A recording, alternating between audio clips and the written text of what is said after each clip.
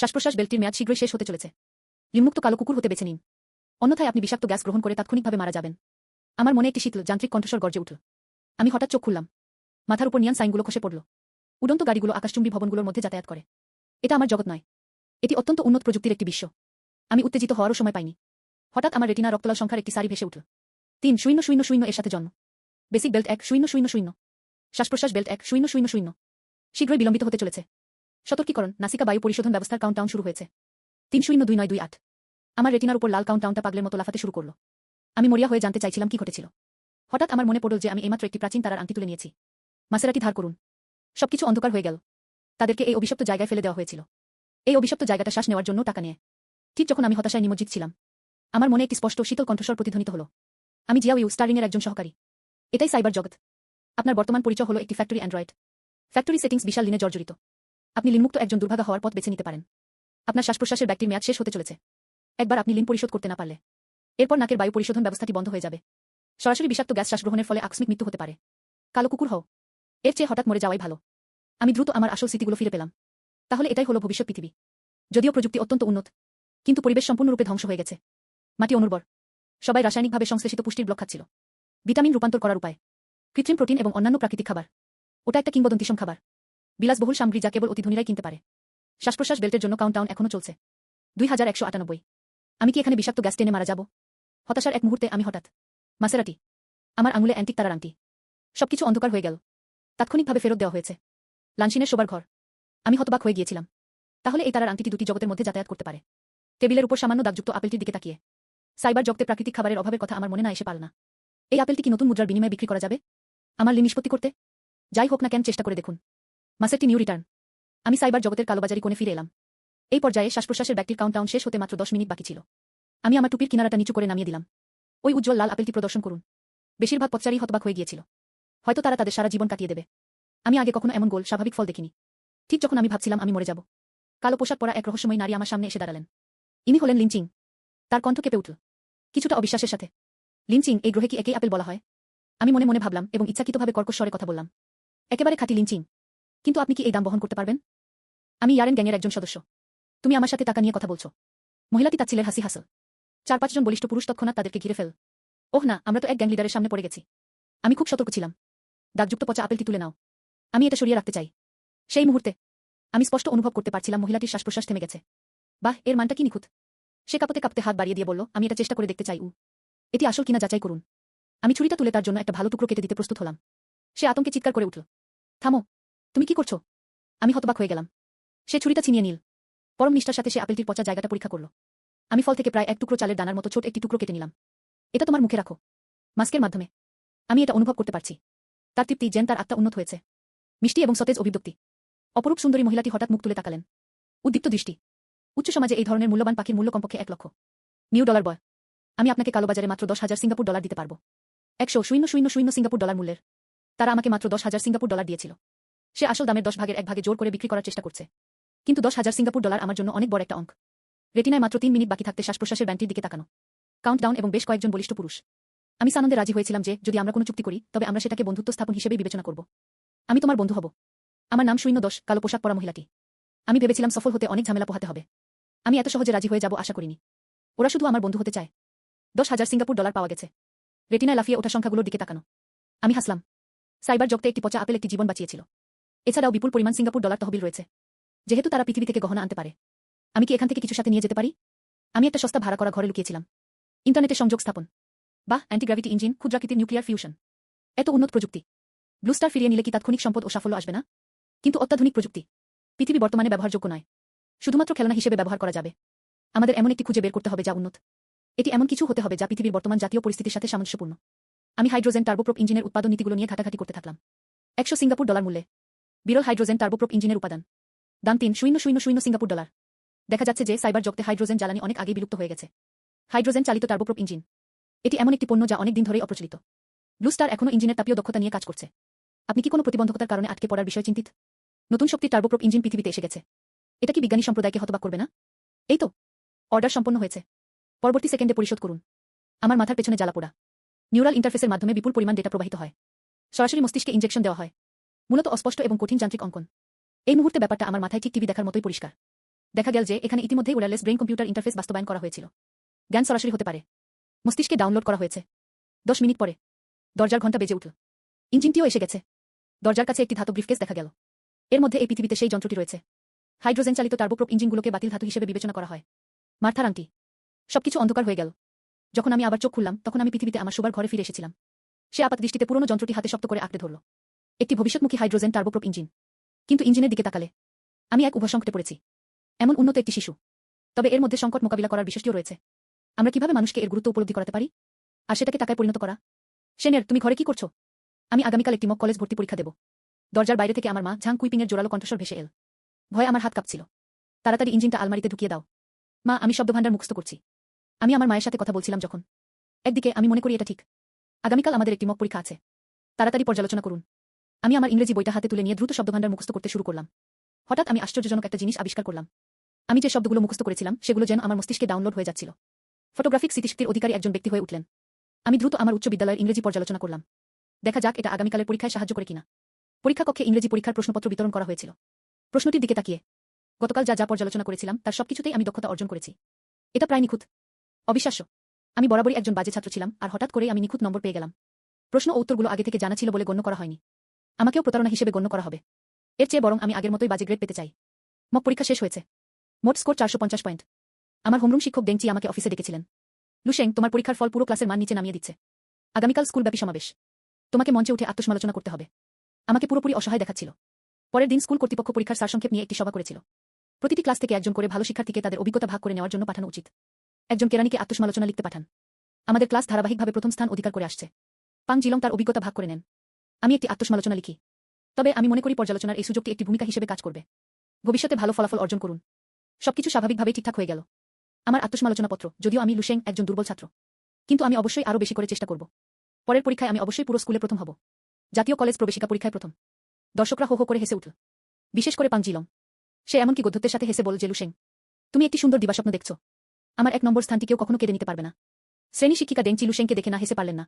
আপনাকে একটি আত্মসমালোচনা লিখতে বলা হয়েছে, কিন্তু তোমার মন দিবাস্বপ্ন আর কল্পনায় পূর্ণ। কোনো আশা নেই। আমার মন একদমই পড়াশোনায় নেই। এখন যা আমাকে ভাবাচ্ছে তা হলো এই ধরনের একটি উন্নত হাইড্রোজেন টার্বোপ্রপ ইঞ্জিন পৃথিবীর কাছে কিভাবে শিক্ষিত হবেন। অবশেষে টাকায় পরিণত হলো। আমি চীনের বৃহত্তম বৈজ্ঞানিক গবেষণা ফোরাম জিহু চালু করেছি। ওয়েবসাইটটি হ্যান্ডমেড গান্ডাম নামে একটি আইডি নিবন্ধন করেছে। দেখুন, ইঞ্জিনের প্রতিবন্ধকতার সমস্যা কিভাবে সমাধান করা যায় তা নিয়ে যথেষ্ট আলোচনা হয়েছে। পোস্টগুলো সবই খুব অগভীর আলোচনা। আমি পোস্ট করার চেষ্টা করব। দেখা যাক আমরা বিশেষজ্ঞদের দৃষ্টি আকর্ষণ করতে পারি কিনা। পোস্টের বিষয়বস্তুতে আমি ইচ্ছাকৃতভাবে মূল নীতিগুলোর কেবল একটি অংশই প্রকাশ করেছি, এবং কিছু হাইড্রোজেন জ্বালানি তৈরির সূত্র। যদিও সাধারণ বিশেষজ্ঞরা এটি বুঝতে পারেন না, কিন্তু যদি কোনো জ্যেষ্ঠ বিশেষজ্ঞ এটা দেখেন, অভ্যন্তরীণ দহন ইঞ্জিন ক্ষেত্রের সম্পূর্ণ ধারণা পাল্টে দেওয়ার জন্য যথেষ্ট। পোস্ট করার কয়েকদিন পর আমি পোস্টগুলো আবার দেখে আসব। এটা ছিল সমুদ্রে ডুবে যাওয়া পাথরের মতো। মাত্র কয়েকটি উত্তরে বলা হয়েছিল যে সেগুলি দুর্বোধ্য। আমার মনটা ভেঙে গেল। এমন এক সম্পদ, অথচ কেউ এর মূল্য বোঝে না। আমি সাইবার ওয়ার্ল্ডে গিয়ে দেখব সেখানে কি গুপ্তধন আছে। আমি একটা বড় রোস্ট চিকেন কিনে ভেতরে গেলাম। স্টার রিং মার্সায় 2টি গুলি। তৎক্ষণাৎ অন্য এক জগতে প্রবেশ করুন। আমার নিজের ভাড়া বাড়ি। আমার চোখের সামনে একটি জরুরি বার্তা ভেসে উঠল। সতর্কবাণী, বাড়িটিতে অবৈধভাবে প্রবেশ করা হচ্ছে। সঙ্গে সঙ্গে আমার মনে এক ধরনের তাগিদ জেগে উঠল। সে এলোমেলোভাবে একটা লাঠি তুলে নিল। সে সাবধানে দরজার আড়ালে লুকিয়ে পড়ল। একটি পাতলা আকৃতি। সে নিজের দরজার সামনেই চোরের মতো উবু হয়ে বসেছিল। সে তার হাতে থাকা কোনো একটা জিনিস নিয়ে নাড়াচাড়া করছিল। দরজার তালাটা খট করে ঘুরে গেল। ভালো লোক। সে আসলে তালা খোলার একজন বিশেষজ্ঞ। দরজাটা ধীরে ধীরে ঠেলে খোলা হলো। একটি লুকানো মূর্তি। সে সাবধানে হামাগুড়ি দিয়ে ভেতরে ঢুকল। আমি একটু দ্বিধা করিনি। সে এক কোপে প্রতিপক্ষের মাথায় আঘাত করল। অপর পক্ষের দৃষ্টিশক্তি লোপ পেল। সে সঙ্গে সঙ্গে গান হারাল। আমি সঙ্গে সঙ্গে দরজাটা বন্ধ করে দিলাম। আমি একটি দড়ি খুঁজে পেলাম। ছোটখাটো চোরটাকে 3বার শক্ত করে বাঁধা হয়েছিল। এই ছোট্ট চোরটি আসলে একটি মেয়ে ছিল। তাছাড়া তার শরীর খুব চিপচিপে। আমি তার মুখোশটা নামিয়ে দিলাম। হতবাক। এই মেয়েটির কোনো ব্রেইন কম্পিউটার ইন্টারফেস আছে বলে খুঁজে পাওয়া যায়নি। ইনি কি একজন স্বাভাবিক ব্যক্তি? আমি খুব অবাক হয়েছিলাম। এই পৃথিবীতে তাদের বেশিরভাগই প্রজনন কারখানা থেকে আসে। কৃত্রিম মানব প্রজনন। স্বাভাবিক ব্যক্তিরা বিরল। কারণ স্বাভাবিক ব্যক্তিদের মস্তিষ্ক কম্পিউটার ইন্টারফেস নেই। জ্ঞান অর্জনের জন্য অল্প বয়স থেকেই শিখতে হয়। অদক্ষ। সুতরাং কেবল অল্প সংখ্যক স্বাভাবিক ব্যক্তি অবশিষ্ট থাকে। তাদের বেশিরভাগই বস্তিতে বাস করে। ভিক্ষুকের চেয়েও খারাপ জীবনযাপন করা। আমার খুব স্পষ্টভাবে মনে আছে। গতবার কালো বাজারে তাদের মধ্যে অনেক বিনয়ী ভিক্ষুক আছেন। আমার ধারণা তখন থেকেই সে আমাকে লক্ষ্যবস্তু বানাতে শুরু করে। এই কথা ভেবে তাকে জাগানোর জন্য আমি তার গায়ে পানি ছিটিয়ে দিলাম। ঘুম থেকে উঠেই সে আতঙ্কিত হয়ে পড়ল এবং মিনতি করে বলল, আমার ভুল হয়েছিল। দয়া করে আমাকে মেরে ফেলবেন না। আমি শুধু কিছু খাবার চুরি করে ফিরিয়ে নিয়ে যেতে চাই। যতক্ষণ তুমি আমাকে যেতে দেবে। তুমি যা বলবে আমি তাই করব। চিন্তা করো না, আমি তোমাকে মেরে ফেলব না। আমি একটা শীতল হাসি হাসলাম। সে হাতে রোস্ট করা মুরগিটা তুলে ধরে নাড়ালো। যতক্ষণ তুমি আমার প্রশ্নগুলো সৎভাবে উত্তর দেবে। তুমি এটাও নিতে পারো। এটা রোস্ট চিকেন। তুমি কিভাবে এই ধরনের খাবার পেতে পারো? রোস্ট চিকেনটা দেখার মুহূর্তেই ছোট্ট চোরটার চোখ সঙ্গে সঙ্গে বড় হয়ে গেল। সে এমনকি রোস্ট চিকেনও চেনে। এই প্রযুক্তিগতভাবে উন্নত ভিনগ্রহের জগতে রোস্ট চিকেন একটি ঐতিহ্যবাহী খাবার। সাধারণ মানুষ এটা কখনো দেখেনি। আমি হঠাৎ বুঝতে পারলাম আমার সামনে থাকা মেয়েটি সম্ভবত অতটা সহজ নয়। আমি কেন রোস্ট চিকেনের সাথে পরিচিত হলাম? আমি তার চোখের দিকে তাকিয়ে জিজ্ঞাসা করলাম, আমার নাম শেন জিংহে। 1000 বছরেরও বেশি আগে তৃতীয় বিশ্বযুদ্ধ শুরু হলো। আমি যে শহরে থাকি তা যুদ্ধে বিধ্বস্ত হয়েছিল। আমার বাবা মা চেয়েছিলেন আমি বেঁচে থাকি। আমাকে হিমায়িত করার জন্য ক্রায়োজেনিক চেম্বারে রাখতে তারা অনেক টাকা খরচ করেছিল। কিছু সময় আগে আমি এইমাত্র একটি ক্রায়োথেরাপি চেম্বার থেকে ন্যানোথার্মাল থেরাপি গ্রহণ করেছি। হিমায়িত অবস্থা থেকে পুনরুজ্জীবিত হয়ে জেগে ওঠার পর আমি আমার স্মৃতিশক্তির অনেকটাই হারিয়ে ফেলেছি। কিন্তু কিছু জিনিস দেখলে সেই অনুভূতিটা কিছুটা ফিরে আসে। কারণ আমি ছোটবেলায় ভুনা মুরগি খেতাম। যখন আমি দেখলাম তুমি কি ধরেছিলে, রোস্ট চিকেন খাওয়ার স্মৃতি আমার ফিরে এল। চুরিটা আমার দোষ ছিল, কিন্তু তারা এখনো কিছুই চুরি করেনি। দয়া করে আমাকে যেতে দিন। কথা বলার পর শেন সিংহে প্রার্থনার ভঙ্গিতে হাত জোড় করলেন। প্রার্থনার ভঙ্গি গ্রহণ করুন। দয়া করে আমাকে ক্ষমা করুন। তৃতীয় বিশ্বযুদ্ধ কোন সালে শুরু হয়েছিল? আমার মনে কৌতূহল জাগল। মনে হচ্ছে সালটা 2077। যুদ্ধটি মানববস্তিপূর্ণ সকল শহরে ছড়িয়ে পড়ল। সমস্ত ভূমি এলাকা তাদের 60%-এরও বেশি পারমাণবিক বোমা দ্বারা ধ্বংস হয়েছিল। সেই ভয়ঙ্কর বছরগুলো স্মরণ করে শেন সিংহের শরীর অনিচ্ছাকৃতভাবে কেঁপে উঠল। শোনার পর আমার পায়ের তলা বেয়ে একটা ঠান্ডা স্রোত সোজা মাথার চূড়া পর্যন্ত বয়ে গেল। ধুর, আমি এটা আশা করিনি। পারমাণবিক যুদ্ধ বিশ্বকে অচেনা করে ধ্বংস করে দিতে পারে। আমাকে অবশ্যই একটি প্রযুক্তিগতভাবে উন্নত জাতি গড়ার জন্য সচেষ্ট হতে হবে। জিয়া রাজ্যের প্রযুক্তি শক্তিশালী হয়ে ওঠার পর বিশ্ব শান্তি বজায় রাখতে। এর ফলে এই মর্মান্তিক ঘটনার পুনরাবৃত্তি রোধ করা যাবে। তুমি চুরি করতে কেন এসেছো? কারণ আমি বেশ কয়েকজন অনাথকে দত্তক নিয়েছি। যদি আমি কিছু খেতে বাইরে না যাই, তারা অবশ্যই অনাহারে মারা যাবে। কিন্তু আমার সেই দক্ষতা নেই। নতুন কয়েন উপার্জন করা যাচ্ছে না। সুতরাং চুরি করাই একমাত্র উপায়। কথা শেষ করার পর শেন সিংহের চোখ লাল হয়ে গেল। তার আন্তরিক চোখের দিকে তাকিয়ে আমি এই একবারের জন্য তাকে বিশ্বাস করার সিদ্ধান্ত নিয়েছি। আমাকে দেখতে নিয়ে যাও। রূপালীধূসর ইস্পাতের জঙ্গলের মধ্য দিয়ে আমরা শহরের প্রান্তে এসে পৌঁছালাম। এখানে কোনো চাকচিক্যপূর্ণ হোলোগ্রাফিক বিজ্ঞাপন নেই। শুধু রাসায়নিক বর্জ্যের পাহাড় এবং ভাসমান রঙিন বিষাক্ত মেঘ। একটি জরাজীর্ণ টিনের কুড়ে ঘরে আমি ওই শিশুদের দেখেছিলাম, চামড়া ও হাড়, ফাঁপা চোখ। যখন জিয়াও জিয়া নামের ছেলেটি বিছানায় ক্ষুধায় অজ্ঞান হয়ে গেল, উপরে তাকাতেই আমার বুকটা হঠাৎ মোচ দিয়ে উঠল। আমি রোস্ট করা মুরগিটা বের করে বাচ্চাদের সাথে ভাগ করে নিলাম। একটি শিশু বলল, এই পৃথিবীতে কতই না সুস্বাদু জিনিস আছে, কেবলমাত্র কিংবদন্তি অমরাই কি এটা খেতে পারে? তাদের গোগ্রাসে খাবার খাওয়া দেখা। আমি বুঝতে পারলাম যে এই সব কিছু বদলাতে হবে। প্রযুক্তিগতভাবে উন্নত দেশ এখন আর শুধু একটি স্লোগান নয়, বরং এটা আমার কাঁধের দায়িত্ব। ঠিক যখন আমি চলে যেতে উদ্যত হচ্ছিলাম, কোনায় একটি চারবর্ণযুক্ত হেলমেট, চশমা পরা লোকটির পুরনো জিনিসগুলো আমার দৃষ্টি আকর্ষণ করল। সিস্টেম নোটিফিকেশনের শব্দটা হঠাৎ আমার মাথায় বিস্ফোরণের মতো বেজে উঠল। হোলোগ্রাফিক প্রজেকশন চশমার প্রোটোটাইপ শনাক্ত করা হয়েছে। এই প্রযুক্তি হাজার হাজার বছর ধরে অপ্রচলিত। ক্রয় মেরামত প্রযুক্তিটি আমার দৃষ্টি আকর্ষণ করেছিল। হোলোগ্রাফিক প্রজেকশন চশমা প্রযুক্তি যা হাজার হাজার বছর ধরে অপ্রচলিত। এই পৃথিবীটা একটা আবর্জনা, কিন্তু পৃথিবীতে এটি ছিল এক বৈপ্লবিক অস্ত্র। আমি কোনো দ্বিধা ছাড়াই ক্রয়টির মূল্য সিঙ্গাপুর ডলারে পরিশোধ করেছি। মুহূর্তের মধ্যে শত শত পৃষ্ঠার মেরামতের নকশা আমার মনে ভেসে উঠল। 15 মিনিট পর আমার হাতে সেই জীর্ণ চশমাগুলো সম্পূর্ণ নতুন করে দেওয়া হয়েছিল। আয়না জুড়ে গোলাপি আলো ঝলকালো। অপটিক্যাল ক্রিস্টালের মধ্য দিয়ে বিদ্যুৎ প্রবাহিত হয়, যেন কোনো ঘুমন্ত ভূত জেগে উঠেছে। চেষ্টা করে দেখুন। শেন সিংহে কাঁপতে কাঁপতে হাতে চশমাটা পড়ল। পর মুহূর্তে সে কেঁদে ফেল। লেন্সের মাধ্যমে সে তার 1000 বছর আগের বাবা মাকে দেখল। আমি আমার জন্মভূমিকে যুদ্ধে বিধ্বস্ত হতে দেখেছি। আমি সেই পৃথিবীটা দেখলাম যা তখনও ধ্বংস হয়নি। মা এবং বাবা। সে ছুটে আমার বাহুডোরে ঝাঁপিয়ে পড়ল। শিশুর মতো কাঁদছে। আমি আলতো করে তার পিঠে চাপড় দিলাম। সে মনে মনে হতবাক হয়েছিল। এই হোলোগ্রাফিক প্রজেকশন চশমা দিয়ে আপনি আপনার নিজের স্মৃতিও দেখতে পারবেন। আমার ইতিমধ্যেই একটা অদ্ভুত পরিকল্পনা আছে। শেন সিংহে, চলো একটা চুক্তি করি। এই শিশুদের লালন পালনের জন্য আমি তোমাকে সিঙ্গাপুর ডলার দেব। তুমি আমাকে বিশ্বের প্রাচীন প্রযুক্তিগুলো সংগ্রহ করতে সাহায্য করো। আমি এই অপ্রচলিত প্রযুক্তিগুলো কাজে লাগানোর সিদ্ধান্ত নিয়েছি। একটি নতুন যুগের সূচনা। আমি মাসা একটি নতুন আংটি নিয়ে পৃথিবীতে ফিরে এলাম। হোলোগ্রাফিক প্রজেকশন চশমা। চিনলেন ওর পুরস্কার বিজয়ী ইঞ্জিনটি কেবল প্রথম ধাপ। আমি চাই সারা বিশ্ব জানুক সত্য কি। প্রযুক্তি জায়ান্টরা স্কুলে ফিরেছে। আমি ঘোষণাটি দেখেছি। বার্ষিক পদার্থবিজ্ঞান প্রতিভা প্রতিযোগিতা। এটি 1 এপ্রিল অনুষ্ঠিত হবে। প্রশ্নকর্তা ছিলেন প্রখ্যাত পদার্থবিজ্ঞানী অধ্যাপক ঝাও ইউনচেন। প্রতিটি শ্রেণীর ছাত্রছাত্রীরা স্বেচ্ছায় নাম লেখাতে পারে। বিদ্যালয়টি একটি পরীক্ষার মাধ্যমে সেরা 2 জন ছাত্রছাত্রীকে অংশগ্রহণের জন্য নির্বাচন করে। আমি খুব খুশি ছিলাম। সুযোগ এসে গেছে এই ধরনের উচ্চস্তরের পদার্থবিজ্ঞান প্রতিযোগিতায় নতুন শক্তির টার্বোপ্রপ ইঞ্জিনের জন্য হোলোগ্রাফিক চশমা প্রযুক্তি জয় করা। একটি উপায় বের হবে। তাই আমি নাম লেখালাম এবং উচ্চ বিদ্যালয়ের পদার্থবিজ্ঞানের সমস্ত জ্ঞান পর্যালোচনা করার চেষ্টা করুন। পদার্থবিজ্ঞানের জ্ঞান যা সাধারণত বোঝা কঠিন, এটা বেতার তরঙ্গের মতো আমার মস্তিষ্কে প্রবেশ করল। অপর পাশে সিংহুজা পিকিং বিশ্ববিদ্যালয় শ্রেণীকক্ষে পাং জিলং পদার্থবিজ্ঞান প্রতিযোগিতার বিগত বছরের প্রশ্নপত্র অধ্যয়ন করছে। সে গত বছরের পরীক্ষায় 82 পয়েন্ট পেয়েছিল, পূর্ববর্তী চ্যাম্পিয়নের চেয়ে বেশি। এই মুহূর্তে গু জিনলি দ্রুত তার পাশে এগিয়ে গেল। জিলংয়ের মুখে সামান্য তোষামুদে হাসি ছিল। আমি এইমাত্র শুনলাম মূল ভূখণ্ডের সেই শিক্ষার্থীটিও পদার্থবিজ্ঞান প্রতিযোগিতার জন্য নাম লিখিয়েছিল। পাং জিলং তার নড়াচড়া থামিয়ে দিল। তার ঠোঁটের কোণে একটি শীতল হাসি ফুটে উঠল। তাকে দিবাস্বপ্ন দেখতে দাও। আমি পদার্থবিজ্ঞান প্রতিযোগিতায় অবশ্যই বিজয়ী হব। আমি পদার্থবিজ্ঞান প্রতিযোগিতার জন্য নাম লিখিয়েছি। এটা তেমন মনোযোগ আকর্ষণ করেনি, কিন্তু স্ক্রিনিং পরীক্ষার ফলাফল প্রকাশের পর আমি নিখুঁত স্কোর পেয়েছি। পাং জিলং মাত্র 90 পয়েন্ট স্কোর করেছেন। দ্বিতীয় স্থান। পুরো স্কুল জুড়ে হুলস্থুল পড়ে গিয়েছিল। আমার পরীক্ষার ফলাফল যে সত্যি তা কেউ বিশ্বাস করেনি। পাং জিলং এমনকি শ্রেণী শিক্ষকের কাছেও গিয়েছিল। তারা বলল আমি নাকি প্রতারণা করেছি। শ্রেণী শিক্ষিকা ডেংচি পদার্থবিজ্ঞানের শিক্ষক সু গুডংকে আসতে বললেন।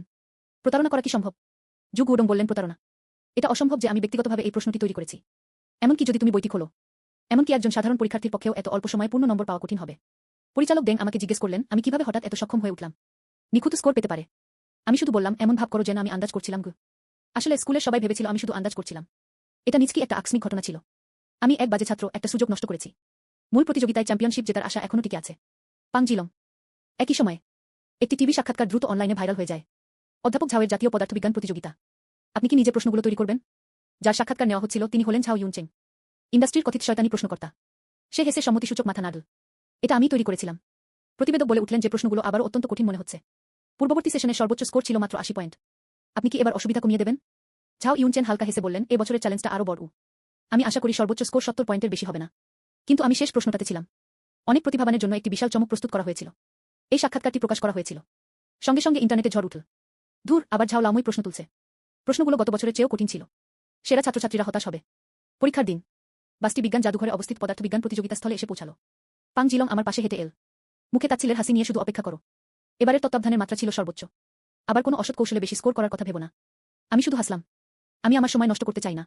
পরীক্ষার প্রশ্নপত্রগুলো হাতে তুলে দেওয়ার মুহূর্তেই পুরো পরীক্ষা কক্ষের পরিবেশ মুহূর্তেই দমবন্ধকর হয়ে উঠল। মানুষের হাসফাস করার শব্দ উঠছিল আর নামছিল। শুধু প্রথম প্রশ্ন। কিছু পরীক্ষার্থী কাঁপতে ও আতঙ্কিত হতে শুরু করল। এমনকি তার কপালও ঘামছিল। একটি মেয়ে তো কেঁদেই ফেল। আধা ঘন্টারও কম সময়ে। কিছু লোক পুরোপুরি মাথা খারাপ করে ফেলেছিল এবং পরীক্ষা ছেড়ে দেওয়ার সিদ্ধান্ত নিয়েছিল। আমি তো প্রশ্নটাই বুঝতে পারছি না। একটি ছেলে হঠাৎ উঠে দাঁড়াল। সে কলমটা টেবিলের উপর সজোরে রাখল। সে পরীক্ষা কক্ষ থেকে দ্রুত বেরিয়ে গেল। আরও বেশ কয়েকজন সাদা কাগজ জমা দিয়েছেন। হতবিহ্বল হয়ে চলে যাওয়া পরিদর্শকরা এই দৃশ্যটি দেখছিলেন। আমি মাথা নেড়ে দীর্ঘশ্বাস না ফেলে পারলাম না, সত্যিই বুড়ো শয়তান ঝাও উপাধি পাওয়ার যোগ্য। এই প্রশ্নটা একেবারেই ভয়ঙ্কর রকমের কঠিন। পরিদর্শক পাং জিলংকে দেখেছিল। কিন্তু তিনি একই সাথে ভাবছিলেন এবং প্রশ্নের উত্তর দিচ্ছিলেন। আমার মনে হয় কিছু ছাত্রছাত্রী এখনো বোঝে।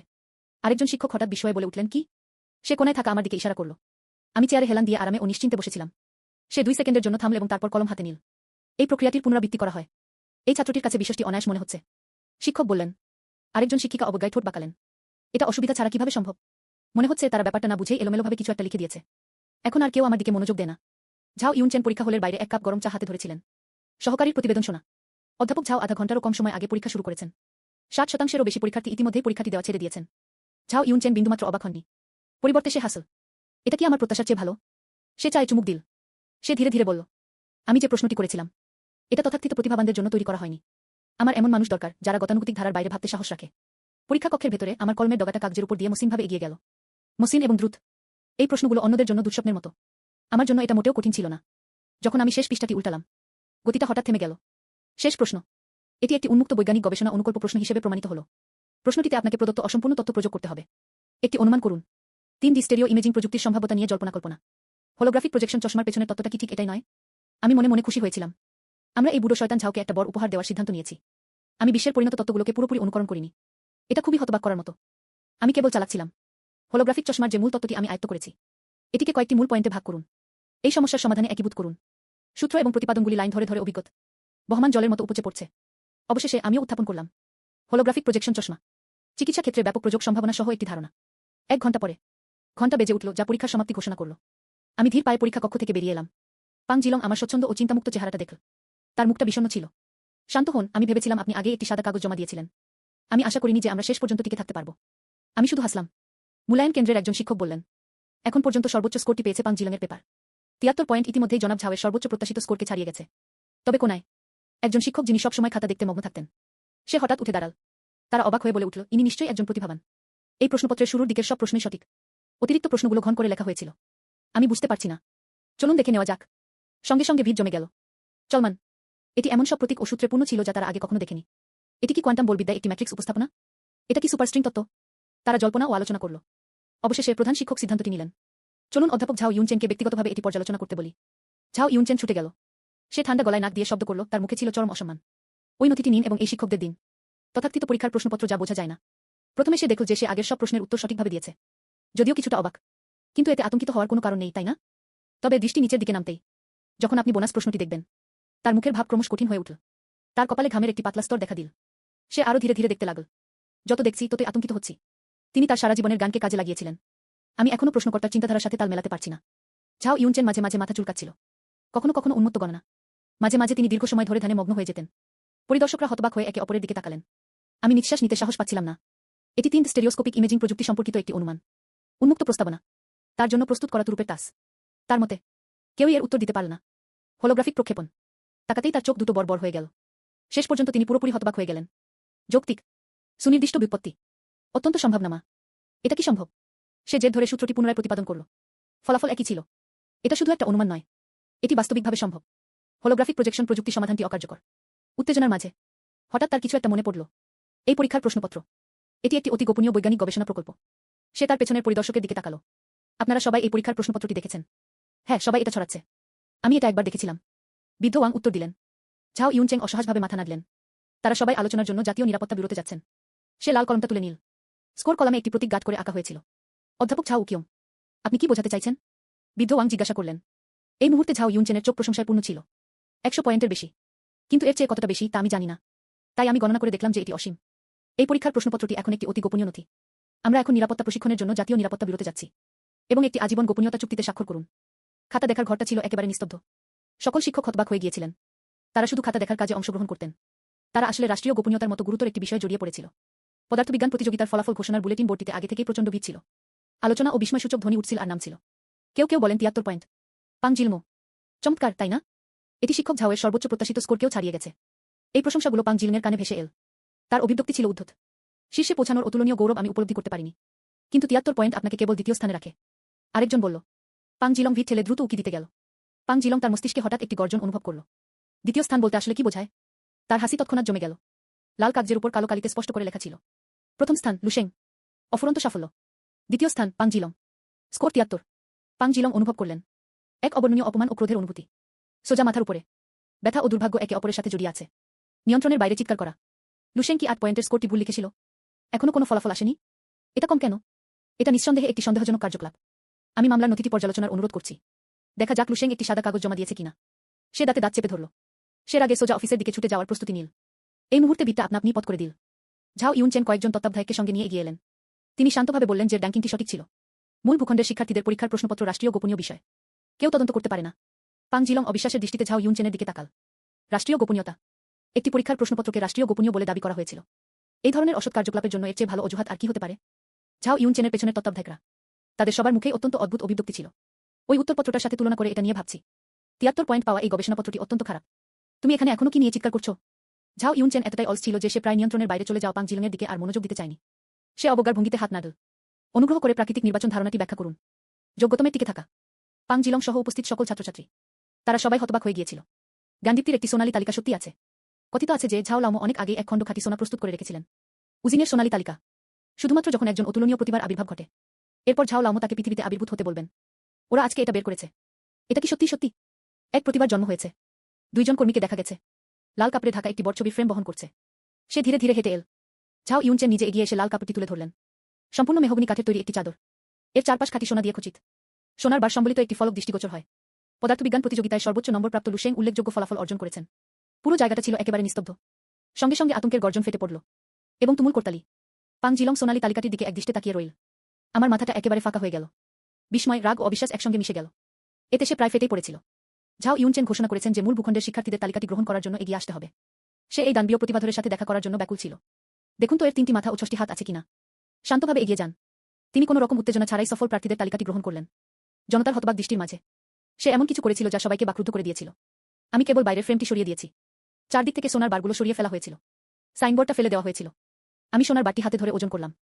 সে মনে মনে বিড়বিড় করল যে খাঁটি সোনার দাম অনেক। আমি এখন অনেক খুচরা যন্ত্রাংশ কিনতে পারি। এই কথা শুনে অবিশ্বাসে পরিদর্শকদের মুখ হয়ে গিয়েছিল। এটিই সর্বোচ্চ সম্মান যা বহু শিক্ষার্থী স্বপ্ন দেখে। এটাকে পারিবারিক উত্তরাধিকার হিসেবে গণ্য না করা। তারা এটা প্রজন্ম থেকে প্রজন্মান্তরে দিয়ে আসছে আর ওরা সবাই আহাম্মক। সে ওটাকে কেবল কাচি হিসেবেই দেখেছিল। যেন সোনার বার খচিত একটি জঞ্জাল। শুধুমাত্র সোনার বার নিন। এই ফলকটি ফেলে দিন। একই প্রতিভা নাকি বোকা? আমি আমার ফোনটা চেক করে দেখলাম যে লজিস্টিক্সের তথ্যগুলো এইমাত্র ভেসে উঠেছে। অর্ডার করা সমস্ত সূক্ষ্ম যন্ত্রাংশ সরবরাহ করা হয়েছে। আমি এখনই ফিরে যেতে চাই। হাতে ঘষা হোলোগ্রাফিক প্রজেকশন চশমা। প্রযুক্তির এক নতুন যুগের সূচনা। একই সময়ে আমি মনোযোগ দিয়ে আসছি। টেক ফোরামের পোস্টগুলোতে কি কোনো উত্তর এসেছে? তবে আজ আমি দেখলাম যে প্রশাসক হঠাৎ করে পোস্টটি মুছে দিয়েছেন। প্রযুক্তিটি কি অতিরিক্ত উন্নত বলেই এমনটা হচ্ছে? কেউ এটা বুঝতে পারে না। আমি অসহজভাবে মাথা নাড়ালাম। রাত 1টা। সিংহুয়া এবং পিকিং বিশ্ববিদ্যালয়ের শিক্ষক ও কর্মচারীদের ছাত্রাবাস। লিউইগু, শোবার জন্য প্রস্তুত হন। হঠাৎ আমার ফোনটা বেজে উঠল। এই ফোনটি করেছিলেন ওয়াংকাই, আমার তত্ত্বাবধানে থাকা একজন ডক্টরাল ছাত্র। প্রফেসর লি, আপনার তাড়াতাড়ি জিহু একটি চীনা প্রশ্নোত্তর ওয়েবসাইট এবং যেই ফোরামে যাওয়া উচিত। একটি পোস্ট আছে। হাইড্রোজেন চালিত টার্বোপ্রপ ইঞ্জিনের সম্পর্কিত প্রযুক্তিসমূহ প্রকাশ করা হয়েছে। গবেষণা প্রযুক্তিটি অত্যাধুনিক। আমিও ব্যাপারটা ঠিক বুঝতে পারছি না। একবার দেখুন। লিউইগু, তিনি সিংহুয়া ও পিকিং বিশ্ববিদ্যালয় যন্ত্র প্রকৌশল এবং চিকিৎসাবিদ্যায় দ্বৈত পিএইচডি শিক্ষার্থী। ফোন কলটি শোনার পর গৃহশিক্ষক ভ্রু কুঁচকালেন। একটি ফোরামে আর কি ধরনের উচ্চমানের বিষয়বস্তু থাকতে পারে? এগুলো বরং উন্নত মানের গবেষণাপত্র। ফাজলামি বন্ধ করো। ওয়াং কাই আরও কয়েকটি স্ক্রিনশট পাঠিয়েছে। ওই সূত্রগুলো তাকে তৎক্ষণাৎ আকৃষ্ট করেছিল। আরও কাছ থেকে দেখার পর লোকটি স্তব্ধ হয়ে গেল। 1 ঘন্টা পরে লি ওয়েগুয়োর চোখ রক্তবর্ণ ছিল। পোস্টগুলো স্ক্রল করতে করতে আমার আঙুলগুলো কাঁপছিল। সে বিটবিট করে বলল, প্রতিভাবান এটা নিঃসন্দেহে একটি অসাধারণ ধারণা। হাইড্রোজেন চালিত টার্বোপ্রপ ইঞ্জিনের মূলনীতি। তারা আসলে এই বিপরীত তাপ বিনিময় কাঠামোটি ব্যবহার করেছিল। এই ধারণাটি একই সাথে উদ্ভট এবং যুক্তিসঙ্গত। ফুটো রোধ করতে তিনি অবিলম্বে প্রশাসককে সম্পূর্ণ পোস্টের বিষয়বস্তু রপ্তানি করতে বললেন। প্রিন্ট করার পরপরই মুছে ফেলুন। তারপর সরাসরি ওয়াং কাইকে যেতে দাও। অন্যান্য অধ্যাপকরা ঘুমিয়েছিলেন কিনা তা নির্বিশেষে তারা লোকজনকে সবার জন্য আমন্ত্রণ জানাতে বাড়ি বাড়ি গিয়ে দরজায় টোকা দিচ্ছিলেন। রাত 2টা। সিংহুয়া ও পিকিং বিশ্ববিদ্যালয়ের গবেষণা ভবনগুলো উজ্জ্বলভাবে আলোকিত ছিল। কয়েকজন অধ্যাপক চোখ কচলাতে কচলাতে অসন্তুষ্ট দেখাচ্ছিলেন। লি ওয়েগু দ্বিধা ছাড়াই বললেন, পোস্টটি সরাসরি বড় পর্দায় প্রজেক্ট করুন। হাইড্রোজেন চালিত টার্বোপ্রপ ইঞ্জিনের মূলনীতি। তারা আসলে এই বিপরীত তাপ বিনিময় কাঠামোটি ব্যবহার করেছিল। পড়তে পড়তে একজন অধ্যাপক ক্রমশ উত্তেজিত হয়ে উঠলেন। আমি পুরোপুরি জেগে আছি। চিংমেং সূত্র রাসায়নিক বিক্রিয়া সূত্র। সূত্রটি উদ্ভাবনী এবং যুক্তিসঙ্গত।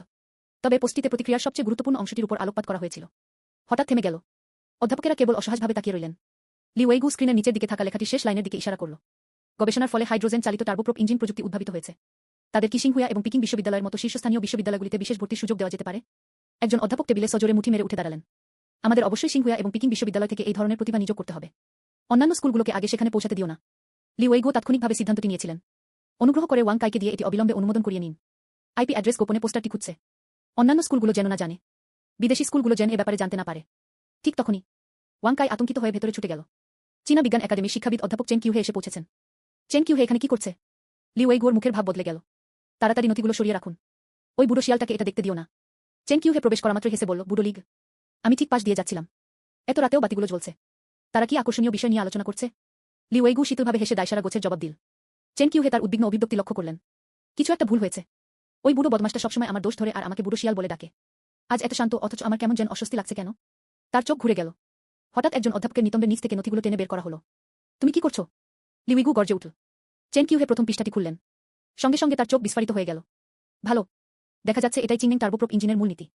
একটা বলে সে কাগজপত্রগুলো তুলে নিয়ে চলে গেল। বাড়ি থেকে বেরোনোর পরপরই ফোন করে জেনে নিন। হস্তনির্মিত গান্ডাম আইপি। আমি তাকে সরাসরি দেখতে চাই। স্কুলে ফিরে আসার পর। যদিও আমি পদার্থবিজ্ঞান প্রতিযোগিতায় জিতেছিলাম, কিন্তু আমার গ্রেডগুলো 8-এর উল্টো। কেউ কেউ বলেন কোনো স্কোর নেই। সকল পরীক্ষকের কাছে তথ্য জিজ্ঞাসা করুন। তারা সবাই বলেছিল যে তারা জানে না অথবা এটি একটি গোপন বিষয়। যদি প্রথম স্ক্রিনিং পরীক্ষা। সৌভাগ্যবশত আমি পূর্ণ নম্বর পেয়েছিলাম।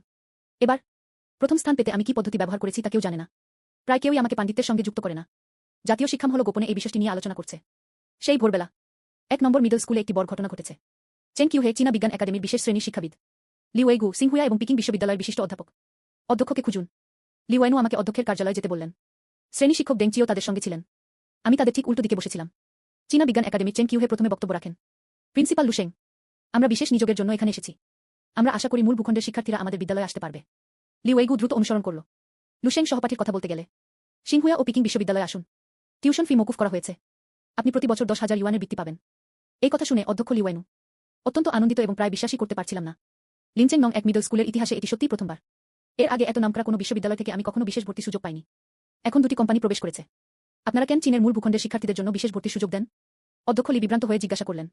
কারণ সে পদার্থবিজ্ঞান প্রতিযোগিতায় প্রথম স্থান অধিকার করেছে। এই ধরনের পরিস্থিতিতে তারা দুজনেই এই কথাটা বলেছিল। তারা যুগ শক্তি সম্পর্কিত তথ্য প্রকাশ করতে পারে না। আমি ইঞ্জিনের রহস্যগুলো নিয়ে কথা বলবো। আমাদের স্কুলেও পাংজিলং আছে। আমি 2য় স্থান অধিকার করেছি। লুশেং, একটি স্কুল বেছে নিন। যে স্কুলগুলো তাকে নির্বাচন করেনি তারা তাকে বিশেষ ভর্তি সুযোগ দেয় না কেন? অধ্যক্ষ লি প্রস্তাবটি বেশ ভালো বলে মনে করলেন। এটা বেশ যুক্তিসঙ্গত। স্কুলটিতে আরও একটি বিশেষ ভর্তির সুযোগ থাকতে পারে। কিন্তু চেন কিউ এবং লি ওয়েগু একই সাথে একে অপরের দিকে তাকালো। হা হা হা, যেন আমি আগে কখনো এমন মজার কথা শুনিনি। চেন কিউহে আরও বলেছেন যে যদি তিনি চাইনিজ একাডেমি অফ সায়েন্সেসে আসেন, সিংহুয়া এবং পিকিং বিশ্ববিদ্যালয়ের শর্তাবলী ছাড়াও আমরা আপনাকে একটি বিশেষায়িত পরীক্ষাগারও প্রদান করব বৈজ্ঞানিক গবেষণার জন্য। লি ওয়েগু দ্রুত উত্তর দিল, আমরা আপনাকে একটি সমন্বিত স্নাতক ও স্নাতকোত্তর প্রোগ্রামের সুযোগ দিতে পারি। আমি গভীর চিন্তায় ডুবে না গিয়ে পারলাম না।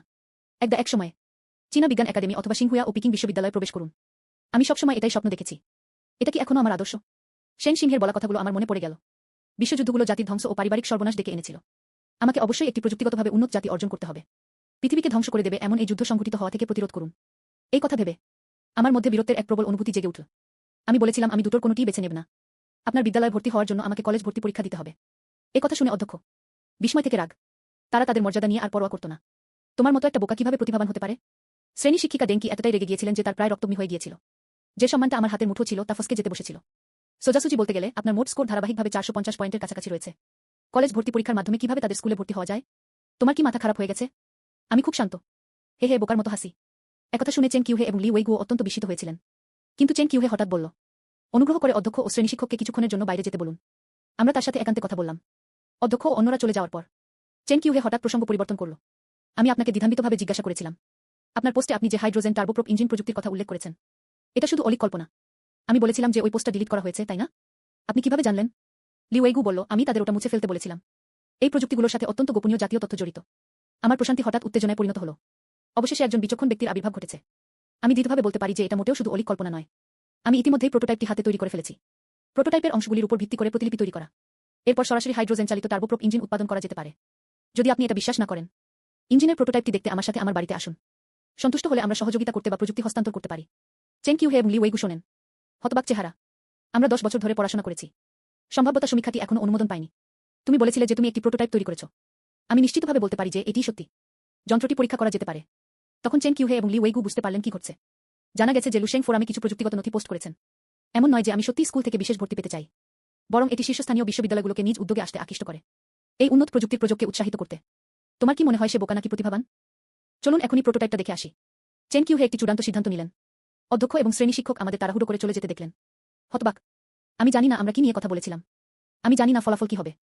যখন আমি বাড়ি থেকে এসেছিলাম, যখন সেই ছোট হাইড্রোজেন টার্বোপ্রপ ইঞ্জিনটি সরাতে হিমশিম খাচ্ছিলাম, 2 অধ্যাপকের চোখ আবার বিস্ফারিত হলো। কিন্তু তা তৎক্ষণাৎ অবিশ্বাসে পরিণত হলো। আমাদের বোকা বানানোর জন্য এই ব্যবহৃত জিনিসটা তুমি কোথা থেকে পেলে? লি ওয়েইগু কিছুটা রেগে গিয়ে বললেন, প্রোটোটাইপটি নতুন বা পুরানো তাতে কিছু যায় আসে না, তাই না? পরীক্ষামূলক প্রযোগ চালানোর জন্য একটি পরীক্ষাগার খুঁজুন। এবং আমরা কি ডেটা পরীক্ষা করব? বাহ, তাকে এখনো বেশ শান্ত ও আত্মবিশ্বাসী মনে হচ্ছে। আমরা খুব ভোরে একটি গবেষণাগারে পৌঁছালাম। আমি এখন আসলে একটু ঘাবড়ে গেছি। কারণ আমি আসলে কোনো সিমুলেটেড দৌড়ের গতি পরীক্ষা করিনি। ম্যাক 1 গতিতে শুরু করুন। ম্যাক 2 গতি এখনো বাড়ছে। ম্যাক 3। এটি বাজারের সমস্ত ইঞ্জিনকে ছাড়িয়ে গেছে। তাপমাত্রার ডেটা কেমন? এটা অসম্ভব। তাপমাত্রা মাত্র 40 ডিগ্রি সেলসিয়াসের একটু বেশি। এটি ইতিমধ্যেই ম্যাক 5 অতিক্রম করেছে। এটি ইতিমধ্যেই পঞ্চম প্রজন্মের যুদ্ধবিমানের মানের একটি ইঞ্জিন। তাপমাত্রা মাত্র 60 ডিগ্রি সেলসিয়াস। অবশেষে এটি একজন উচ্চ বিদ্যালয়ের ছাত্রের হাতে তৈরি ছোট হাইড্রোজেন টার্বোপ্রপ ইঞ্জিন। সর্বোচ্চ গতি নির্ধারণ করা হয়েছিল বিস্ময়কর ম্যাক 8। চরম তাপমাত্রা মাত্র 80 ডিগ্রি সেলসিয়াস পর্যন্ত পৌঁছায়। চেন কিউহে এবং লি ওয়েইগু অবিশ্বাস্য ছিলেন। পুরোপুরি হতবাক হওয়া। তারা সেটা কিভাবে করল? আমি যন্ত্রটির উন্নত পরিচালন নকশা নিয়ে কথা বলছি। এবং হাইড্রোজেন জ্বালানির উদ্ভাবনী সূত্র। অপরিহার্য। অবশেষে বৃদ্ধ লি মুখ বেয়ে অশ্রু ঝরতে ঝরতে বললেন, দেশের জন্য। আমি 10 বছর ধরে দিনরাত গবেষণা করে আসছি। এবং কিছুই অর্জন করতে পারিনি। কিন্তু এই হাইড্রোজেন চালিত টার্বোপ্রপ ইঞ্জিনের আবির্ভাব। তখন আমাদের গাড়িগুলো উঠতে পারবে। চেন কিউহে কোনো রকম লুকানোর চেষ্টা ছাড়াই চোখের জল মুছে ফেল। আমি এই মুহূর্তটা দেখার স্বপ্ন দেখছিলাম। আমাদের ষষ্ঠ প্রজন্মের যুদ্ধবিমান। সমস্যাটি ইঞ্জিনের চালিকাশক্তি এবং তাপীয় দক্ষতার মধ্যে নিহিত। এই প্রযুক্তির সাহায্যে ষষ্ঠ প্রজন্মের যুদ্ধবিমানগুলো এখন আকাশে উঠতে পারে। প্রযুক্তিগত সহযোগিতা প্রসঙ্গে একটি উত্তপ্ত বিতর্কের পর।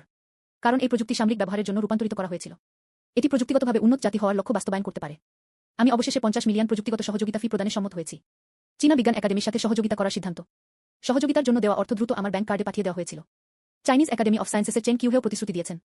কলেজ ভর্তি পরীক্ষার ফলাফল নির্বিশেষে আমাকে চাইনিজ একাডেমি অফ সায়েন্সেসে পড়াশোনা করার জন্য সুপারিশ করা হয়েছিল। যদিও লি ওয়েইগু সহযোগিতা নিশ্চিত করতে ব্যর্থ হয়েছিলেন। কিন্তু আমি তবুও লুশেংকে আমার বিজনেস কার্ডটি দিয়েছিলাম। সিংহুয়া ও পিকিং বিশ্ববিদ্যালয় আপনাকে সর্বদা স্বাগত জানাবে। স্কোর উপেক্ষা করা। সামর্থ্যের দিকে তাকান। আপনার কোনো নতুন উদ্ভাবন থাকলে অবিলম্বে আমার সাথে যোগাযোগ করুন। অবশেষে চেন কিউহে একটি বিষয়ের উপর জোর দিলেন। এই হাইড্রোজেন চালিত টার্বোপ্রপ ইঞ্জিনের আবির্ভাব। এটি নিঃসন্দেহে বিশ্বজুড়ে আলোড়ন ও প্রতিযোগিতার সৃষ্টি করবে। রাষ্ট্র এটিকে সর্বোচ্চ গোপনীয় হিসেবে শ্রেণীবদ্ধ করবে। জননিরাপত্তা ব্যুরো গোপনে আপনার নিরাপত্তা রক্ষা করবে। কিন্তু মার্কিন গুপ্তচররাও খুব গভীরভাবে অনুপ্রবেশ করেছে। তারা বল প্রয়োগ এবং এমনকি অপহরণ সহ সব ধরনের পদ্ধতি ব্যবহার করবে। তোমাকে সতর্ক থাকতে হবে। আমি এইমাত্র বাড়ি ফিরলাম। তারপর আমি আমার বাবাকে দেখলাম। লু জিয়াংগু বিষণ্ণ মুখে বলল, ভালো ছেলে গু। তুমি তোমার বাবাকে পাগল করে দিতে চাও, তাই না? আমি বাবাকে জিজ্ঞেস করলাম কি হয়েছে। শ্রেণী শিক্ষক ডেঙ্কি ফোন করেছিলেন। ব্যাখ্যা করুন। আপনি প্রকৃতপক্ষে চাইনিজ একাডেমি অফ সায়েন্সেস এবং সিংহুয়া পিকিং বিশ্ববিদ্যালয়ের বিশেষ ভর্তির প্রস্তাব প্রত্যাখ্যান করেছেন। ভর্তি হতে হলে তোমাকে পরীক্ষায় উত্তীর্ণ হতে হবে। তোমার কি শরীর খারাপ? আমি শুনেছি পুরো স্কুলে তোলপাড় চলছে। আমি বাবাকে বললাম, আপাতত এই ব্যাপারটা তুমি ছেড়ে দাও। আমার এই ব্যাংক কার্ডে 50 মিলিয়ন আছে। আমার বয়স 18 বছরের কম। আপনি আপনার নাম ব্যবহার করে একটি প্রযুক্তি সংস্থা নিবন্ধন করেন।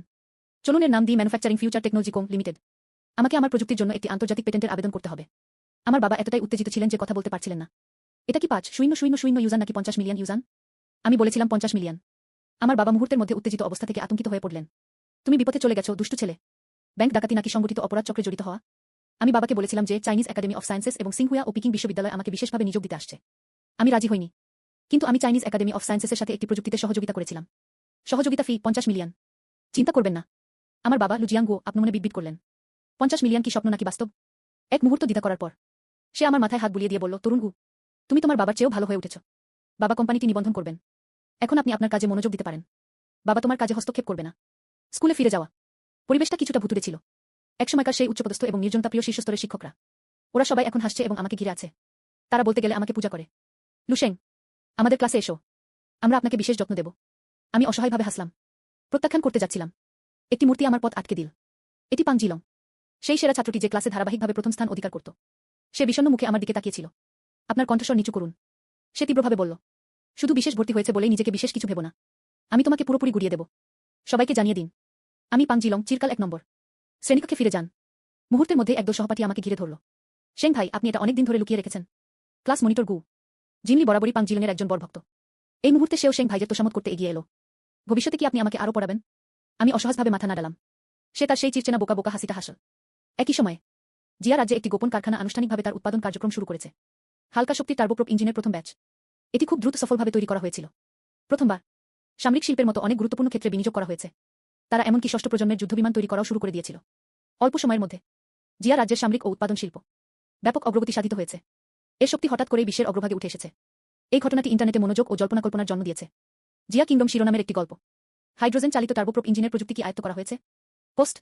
এর ফলে বাইরের অনলাইন ফোরামগুলোতে তীব্র আলোচনা শুরু হয়। জিয়া রাজ্যের আনুষ্ঠানিক অবস্থান হলো কেবল নীরব থাকা। মার্কিন যুক্তরাষ্ট্রের সিআইএ একটি জরুরি বৈঠক করছে। একজন গোয়েন্দা কর্মকর্তা রিপোর্ট করেছেন, আমাদের একাধিক গোয়েন্দা সূত্রের পারস্পরিক যাচাই ও অনুমানের ভিত্তিতে জিয়া গু প্রকৃতপক্ষে হাইড্রোজেন চালিত টার্বোপ্রপ ইঞ্জিন প্রযুক্তিতে একটি যুগান্তকারী সাফল্য অর্জন করেছেন। উন্নত ইঞ্জিনগুলো ইতিমধ্যেই ব্যাপক উৎপাদনে রয়েছে, তবে উৎপাদনের সমস্যার সম্মুখীন হতে হয়েছিল। তারা সবসময় রিকু নামের এক উচ্চ বিদ্যালয়ের ছাত্রকে জিজ্ঞাসা করে। সমাধানের নির্দেশিকা। একজন উচ্চ বিদ্যালয়ের ছাত্রের পক্ষে এটা কিভাবে সম্ভব হতে পারে? এটা কি জিয়া রাজ্যের ইচ্ছাকৃতভাবে ছড়ানো কোনো ধোঁয়াশা হতে পারে? ওরা আমাদের গোয়েন্দা ব্যবস্থাটা উল্টোভাবে ব্যবহার করছে, তাই না? আরেকজন গোয়েন্দা কর্মকর্তা পাল্টা জবাব দিলেন। গোয়েন্দা পরিচালক জনসন চূড়ান্ত সিদ্ধান্ত নিয়েছিলেন, আমাদের গোয়েন্দা নেটওয়ার্ককে অবহিত করুন। আমাদের চীনের মূল ভূখণ্ডের উচ্চ বিদ্যালয়ের ছাত্রছাত্রীদের মার্কিন যুক্তরাষ্ট্রে আমন্ত্রণ জানানো প্রয়োজন। অন্য সব উপায় ব্যর্থ হলে তাকে গায়েব করে দাও। আর এই মুহূর্তে আমি চিংলিং টার্বোপ্রপ ইঞ্জিন বিশ্বজুড়ে আলোড়ন সৃষ্টি করেছে। আমি কিছুই জানি না। এইমাত্র প্রচুর পরিমাণে সরঞ্জাম কেনা শেষ করলাম। এখানে ইনস্ট্যান্ট নুডলস, হ্যাম এবং সংকুচিত বিস্কুট রয়েছে। এছাড়াও ছিল রোস্ট করা মুরগি, ফল এবং এক বোতল রেড ওয়াইন। এই জিনিসগুলো সাইবার জগতে একে রাষ্ট্রীয় ভোজসভা বললে অত্যুক্তি হবে না। তাহলে আমিও সেন সিংহের সাথে দুয়েক পেক পান করতে পারি। চলো উদযাপন করি। হোলোগ্রাফিক প্রজেকশন, চোখ আয়নাটির সমাপ্তি। আমি এইসব জিনিস একটি বড় পিঠে পুরলাম। তারপর আলতো করে লাসা। তার হাতে তার আংটিটা ঘর থেকে এক মুহূর্তে অদৃশ্য হয়ে গেল। আমি সাইবার জগতে ফিরে এসেছি। যখন আমি সেই মরিচা ধরা টিনের চালাটায় পৌঁছালাম, সেন জিংহের আসল শীর্ণ আকৃতি দেখে সে তার সেই শারীরিক গঠন ফিরে পেয়েছে যা একজন তরুণীর থাকা উচিত। তাকে লাবণ্যময়ী ও মার্জিত দেখাচ্ছিল। তারা আমাকে একটি ভারী পিছলা নিয়ে হেঁটে আসতে দেখল। বাচ্চারাও চারপাশে জড়ো হলো। তাদের ক্ষুধার্ত চোখ। স্পষ্টতই তারা আমার জন্য অপেক্ষা করছিল। এমন এনার্জি ব্লক আনুন যা আপনার পেট ভরাতে পারে। তবে যে মুহূর্তে আমি আমার ব্যাকপ্যাকের জিপ খুললাম, মুহূর্তের মধ্যে খাবারের সুগন্ধে বাতাস ভরে গেল। বাহ, এটা তো রোস্ট চিকেন এবং ফল। শিশুরা জলখাবার ও খাবারের গন্ধ পেল।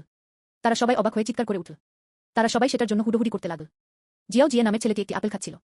সে অস্পষ্টভাবে চিৎকার করল, বড় ভাই ও বোন পৃথিবীর সেরা মানুষ। আমার বড় বোন যদি আমার বড় ভাইকে বিয়ে করে তার স্ত্রী হয় তাহলে কেমন হয়? ধুর, এটা তো আমি শুনেছি। আমি এইমাত্র যে জলটা পান করলাম তার সঙ্গে সঙ্গে ছিটকে বেরিয়ে এল।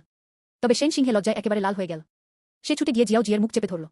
কিন্তু এই মুহূর্তে আমি মনে মনে দীর্ঘশ্বাস ফেলছিলাম। মূল বিশ্বে যে জিনিসগুলো কয়েকশ ডলারে কেনা যেত, এই অন্য জগতে সবকিছুরই বিপুল মূল্য। এবং আমি নিজে, আমি বরং কিছু অপ্রচলিত প্রযুক্তির সাথে নিয়ে যাব। তারা নিম্নভূমিতে প্রচুর অর্থ উপার্জন করতে পারত। এই দুটি অধিবেশনের ভবিষ্যৎ উজ্জ্বল বলে মনে হচ্ছে। সেন জিংহে আমাকে দেখেছে। এই অমূল্য সুস্বাদু খাবারগুলি বাচ্চাদেরকে ইচ্ছামতো দিয়ে দিন। আমি আরও বেশি হতবাক হয়েছিলাম। আমার মনে একটা চিন্তা খেলে গেল। সে কি সত্যিই আমাকে পছন্দ করতে পারে? অজান্তেই তার গাল আবার লাল হয়ে উঠল। আমি দেখি সে খুব সহজেই লজ্জা পায়। আমার বুক ধরফর করছিল। আমি আমার ব্যাকপ্যাক থেকে সুন্দরভাবে মোড়ক করা লাল ওয়াইনের একটি বোতল বের করলাম। খেসুলি, এটা খোলার পর চলুন এ নিয়ে কথা বলা যাক। আমার সাথে দুয়েক গ্লাস পানীয় পান করুন। চলো এই সর্বস্ব দিয়ে জয়টা উদযাপন করি। চশমাটির মেরামত সম্পন্ন হয়েছে। সেন সিংহে লাল ওয়াইনের বোতলটি দেখল। আমি পুরোপুরি হতবাক হয়ে গিয়েছিলাম। তার লাল ঠোঁট দুটি সামান্য ফাঁক ছিল। সে আমার দিকে তাকালো। আমি আবার ওয়াইনটার দিকে তাকালাম। তার চোখ বিস্ময়ে ভরে গিয়েছিল। এটা ঈশ্বরের রক্ত। তুমি তো এভাবেই খুলে ফেললে। সে তোতলাতে লাগল।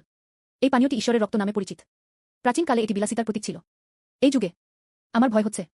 এমনকি মেঘের অনেক উপরে বসবাসকারী শীর্ষস্থানীয় অভিজাতরাও। সাধারণ দিনে তারা হয়তো খেসলি এক চুমুক পান করতেও রাজি হবে না। আর তুমি এটা এত স্বাভাবিকভাবে খুলে ফেললে। আমিও পানির মতো 2 কাপ পান করার পরিকল্পনা করছি।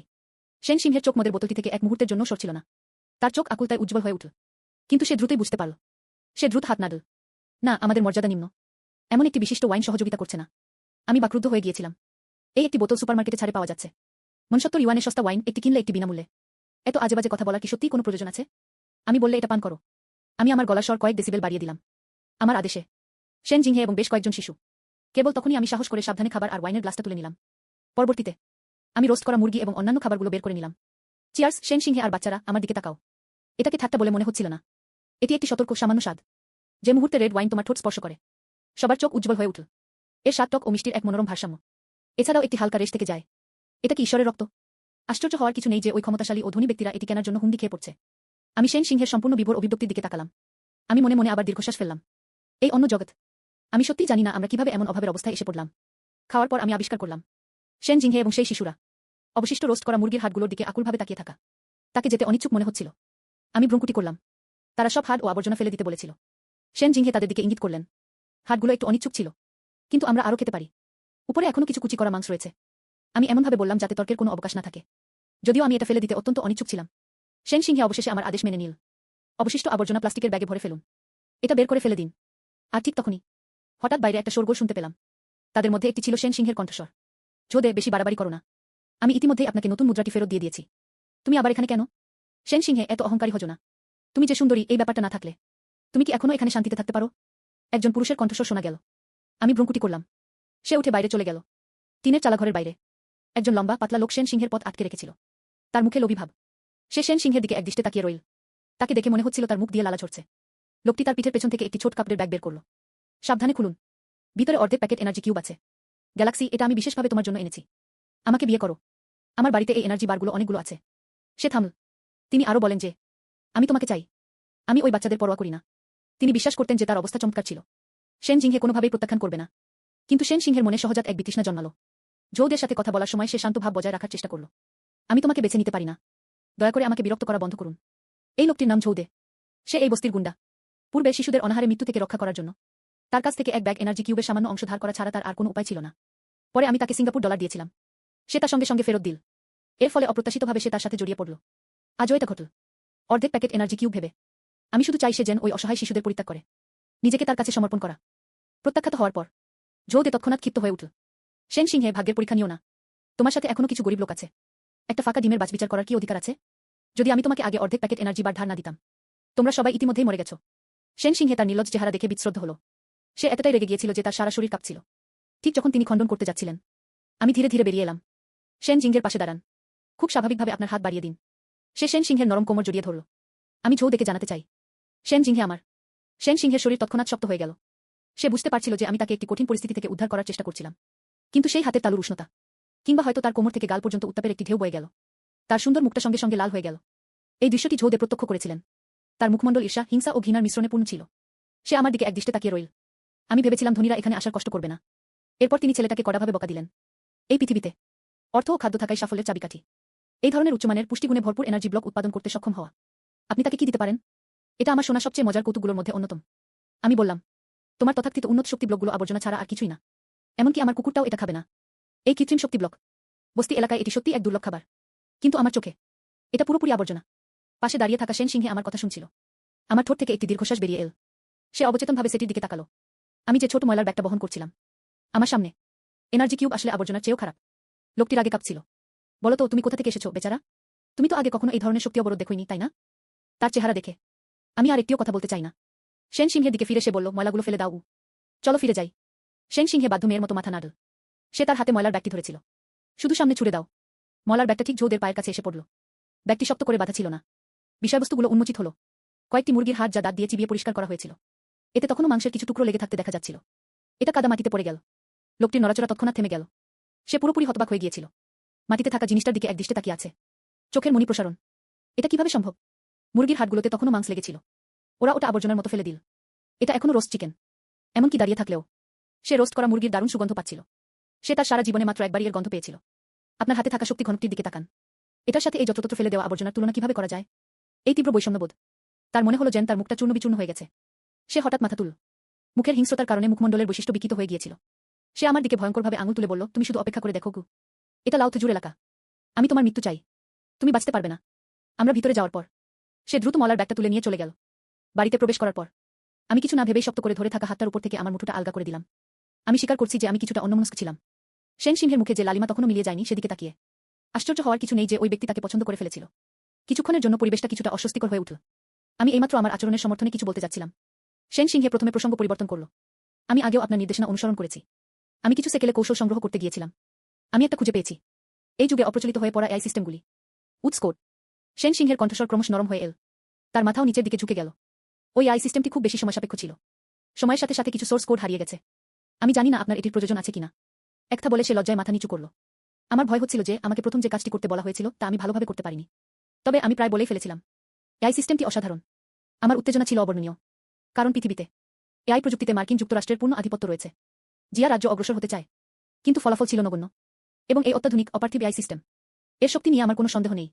সেন সিংহে আমাকে ঘরের এক কোণে নিয়ে গেল। একসাথে স্তূপ করা বেশ কয়েকটি মেশিন। সেন সিংহে তার পকেট থেকে একটি ধাতব খণ্ড বের করল। ধ্বংসাবশেষ থেকে উদ্ধার করা একটি পুরনো মেশিনের সাথে সংযোগ করুন। টার্মিনালের স্ক্রিনটা কয়েকবার কেঁপে উঠল। একটি সাধারণ ডায়ালগ বক্স ভেসে উঠল। প্রাচীন সর্প এআই আপনার সেবায় নিয়োজিত। আমি কিছুটা কৌতূহল নিয়ে প্রাচীন সাপটিকে জিজ্ঞাসা করলাম, এটা কি তার আসল নাম? সেন জিংহে উত্তর দিলেন, হ্যাঁ, আমি বিষয়টি নিয়ে ভেবেছিলাম। টার্মিনালে কথা বলা। আমাকে একটি পরিকল্পনা করতে সাহায্য করুন। এখান থেকে শহরের কেন্দ্রস্থলের দিকে যান। বাণিজ্যিক এলাকার দ্রুততম পথ। নজরদারিতে থাকা সমস্ত এলাকা এবং যেখানে পথচারীর চলাচল বেশি সেই এলাকাগুলো এড়িয়ে চলতে হবে। পথ পরিকল্পনা প্রক্রিয়ায় 3টি বিকল্প পথ তৈরি করা হয়েছে। বিকল্প 1 এ 37 মিনিট সময় লেগেছে। ভূগর্ভস্থ পয়নিষ্কাশন পাইপের মধ্য দিয়ে যাওয়া। নজরদারি ও ভিড সম্পূর্ণরূপে এড়িয়ে চলুন। বিকল্প 2 এ 25 মিনিট সময় লেগেছিল। পরিত্যক্ত ম্যাগলেভ ট্র্যাকের পাশ দিয়ে যাওয়ার সময়। ভিড পুরোপুরি এড়িয়ে চলুন। তবে পর্যবেক্ষণ এলাকার একটি অংশের কাঠামো অস্থিতিশীল। বিকল্প 3 এ 19 মিনিট সময় লেগেছিল। সরাসরি উপরের ভবনের বায়ু চলাচল ব্যবস্থার মাধ্যমে। নজরদারি সম্পূর্ণরূপে এড়িয়ে চলুন। তবে সেখানে একটি ঘনবসতিপূর্ণ এলাকা রয়েছে। 3D মানচিত্রটি সঙ্গে সঙ্গে স্ক্রিনে ভেসে উঠল। 3টি পথ স্পষ্টভাবে চিহ্নিত ছিল। এমনকি প্রতিটি ঝুঁকির বিন্দু বিস্তারিত টিকা প্রদান করা হয়েছে। আমি পুরোপুরি হতবাক হয়ে গিয়েছিলাম। এটি একটি সাধারণ প্রয়োজনীয়তা। এই অসম্পূর্ণ প্রাচীন সাপ এআই, কিন্তু এটি পরিপূর্ণতার প্রতীক। গণনা করার ক্ষমতা এবং যৌক্তিক পরিকল্পনা করার ক্ষমতা। এটি পৃথিবীর যেকোনো স্থানে স্থাপন করা যেতে পারে। বৈজ্ঞানিক গবেষণা পর্যন্ত, মানুষের জীবনযাত্রা পর্যন্ত। তারা সবাই বিঘ্ন সৃষ্টিকারী পরিবর্তন আনবে। বুদ্ধিমত্তার প্রকৃত যুগ শুরু হতে চলেছে। জিনহে, তুমি সত্যিই আমার অমূল্য প্রিয়তমা। আমি মুহূর্তের জন্য উত্তেজিত হয়েছিলাম। চিন্তা না করেই সে তৎক্ষণাৎ সেন সিংহেকে নিজের বাহুডোরে টেনে নিল। সে উত্তেজিত হয়ে ঘুরে দাঁড়াল। আমার আত্মনিয়ন্ত্রণ না থাকলে। ইস, যদি সেন সিংহের মুখে দুবার চুমু খেতে পারতাম। আমার হঠাৎ আলিঙ্গনে সেন সিংহে চমকে গিয়েছিল। হতবাক, মুখ লাল হয়ে গেল। আমি দ্রুতই বুঝতে পারলাম যে সেন সিংহের কিছু একটা সমস্যা হয়েছে। যখন আমি দেখলাম সেন সিংহের সুন্দর মুখটা ইতিমধ্যেই টকটকে লাল হয়ে গেছে, তখনই আমি বুঝতে পারলাম আমার উত্তেজনা। সে মেয়েটিকে আবার একটি অস্বস্তিকর পরিস্থিতিতে ফেলেছে। আমি দ্রুত তার হাতটা ছেড়ে দিলাম। অস্বস্তিকরভাবে এক পা পিছিয়ে যাওয়া।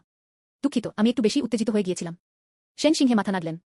লজ্জায় লাল হয়ে সে বলল, ঠিক আছে, যদি আমি আপনাকে সাহায্য করতে পারি। আমিও খুব খুশি ছিলাম। তার কণ্ঠস্বর ক্রমশ নরম হয়ে এল। তার চোখ বারবার অন্যদিকে চলে যাচ্ছিল। আমার গাল দুটো এখনো গরমে জ্বলে যাচ্ছে। আমার বুকটা ধরফট করে বেরিয়ে আসবে। সে আমার দিকে আর চোখে না তাকিয়ে পারল না। তারপর তারা অন্য জায়গায় চলে গেল। তার সুন্দর ও নিষ্পাপ চেহারা, এর কারণে আমি সত্যিই নিজের অনুভূতির উপর নিয়ন্ত্রণ হারিয়ে ফেলছি। আমার শান্ত হওয়া দরকার। আমার দৃষ্টি আমার ব্যাকপ্যাকটির উপর পড়ল। যাই হোক, আমি এবার আমার সাথে বেশ কিছু জিনিসপত্র নিয়ে এসেছি। আমাদের এটা বের করে দ্রুত বিক্রি করতে হবে। নতুন মুদ্রার বিনিময়। আমি সাথে সাথে আমার ব্যাকপ্যাকটা তুলে নিলাম। সে দ্রুত ঘর থেকে বেরিয়ে গেল। সোজা কালো বাজারের দিকে হেঁটে যান। আর সেই মুহূর্তে আমি জানতাম না, দূর থেকে একটি লম্বা পাতলা আকৃতির অবয়ব আমাকে তাড়া করছিল। তার মুখ বিদ্বেষ ও ঈর্ষাপূর্ণ ছিল। এসেই লোক যার সাথে আমার আগে বস্তিতে দেখা হয়েছিল। জো দেও কালো বাজারে এসেছিলেন। আমি একটি অস্পষ্ট কোণ খুঁজে পেলাম। ব্যাগ থেকে কিছু জিনিসপত্র বের করুন। মাটিতে রাখা। তবে ঠিক আগের বারের মতোই। কালোবাজারে লোকজনের আনাগোনা ছিল। পাশ দিয়ে যাওয়া প্রায় কেউই এর মূল্য বুঝতে পারেনি। তারা ছুড়ে মারল। তাদের বেশিরভাগই কৌতূহল বা সন্দেহ নিয়ে আমার দিকে তাকালো। অন্যদিকে শহরের উপরে শূন্যে ভাসমান একটি বিলাসবহুল এস্টেট। প্রশস্ত বাথটাবটি বাষ্পে পূর্ণ ছিল। শূন্য 10 চোখ বন্ধ করে স্থির তাপমাত্রার জলধারার ম্যাসাজ উপভোগ করছে। এই মুহূর্তে কালো পোশাক পরা একজন অধস্তন দরজার বাইরে সম্মানের সাথে রিপোর্ট করুন। মিস লিন, আমরা দেখেছি। সেই ব্যক্তি যার প্রতি মনোযোগ দিতে আপনি আমাকে বিশেষভাবে নির্দেশ দিয়েছিলেন। সে বর্তমানে কালোবাজারে জিনিসপত্র বিক্রি করছে। শূন্য 10 ধীরে ধীরে চোখ খুল। কিছুটা অবাক। সে কি বিক্রি করছে? স্পিরিট ফ্রুটের কি অস্তিত্ব আছে? যিনি অভিযোগটি করেছিলেন তিনি মাথা নেড়ে না বললেন, আমরা জানি না। সে যে জিনিসগুলো বিক্রি করে সেগুলো আমি কখনো দেখিনি। শূন্য 10 কিছুটা হতাশ হয়েছিল। তার মতে একজন সাধারণ ব্যক্তি কিভাবে স্পিরিট কিন ফলটি পেতে পারে? এটা তো ইতিমধ্যেই অসাধারণ। যেহেতু এটি স্পিরিট কিন ফ্রুট বিক্রি করছে না, ভালো আর কিছুই অবশিষ্ট থাকবে না। কিন্তু সে তবুও স্নানঘর থেকে উঠে পড়ল। বুদ্ধিমান রোবট বাহুটিকে তার শরীর শুকাতে দিন। পোশাক বদলান। যাই হোক, তেমন কিছু ঘটছে না। চলো গিয়ে দেখে আসি। এই মুহূর্তে কালোবাজারের এক কোণে আমি দেয়ালে হেলান দিলাম, মাটিতে থাকা পণ্যগুলোর দিকে তাকিয়ে। অসহায়ত্বের দৃষ্টি। আমি ভেবেছিলাম আমি যে যোগতেই থাকি না কেন, রাস্তার ধারে জিনিসপত্র বিক্রি করে টাকা আয় করা সহজ নয়। ঠিক যখন আমি জায়গা বদলানোর কথা ভাবছিলাম, আমার সামনে একটি পরিচিত অবয়ব আবির্ভূত হল। নবাগত ব্যক্তিটি কালো পোশাক পরেছিল। নিজেকে শক্ত করে জড়িয়ে নিন। আবার দেখা হবে। শূন্য 10 কণ্ঠে কিছুটা চঞ্চলতার আভাস ছিল। তাকে এবং তার পিছনে কালো পোশাক পরা বেশ কয়েকজন লোককে দেখে আমি মোটামুটি আন্দাজ করেছিলাম যে তারা বিশেষভাবে আমার সাথেই দেখা করতে এসেছিল। আমি মাটিতে থাকা জিনিসগুলোর দিকে ইশারা করলাম। যেহেতু আপনি এখানে আছেন, দেখুন আপনার কোনো প্রয়োজন আছে কিনা। শূন্য 10 দেখল যে আমি কতটা শান্ত ও অবিচলিত ছিলাম। আমার মনে হয় আমি 80% ক্ষেত্রে এটা বিক্রি করে দেব। এটা এমন একটা জিনিস যা নিম্নবিত্তের লোকেরা কিনবে না। যখন তাদের চোখ আমার সাজিয়ে রাখা ওয়াইনের উপর পড়ল, সে পুরোপুরি হতবাক হয়ে গিয়েছিল। তার দেহ কালো আলখাল্লার নিচে লুকানো ছিল। তারা সবাই মুহূর্তের জন্য শক্ত হয়ে গেল। এটা ঈশ্বরের রক্ত। আর এটি একটি সাদা জেড চেরি।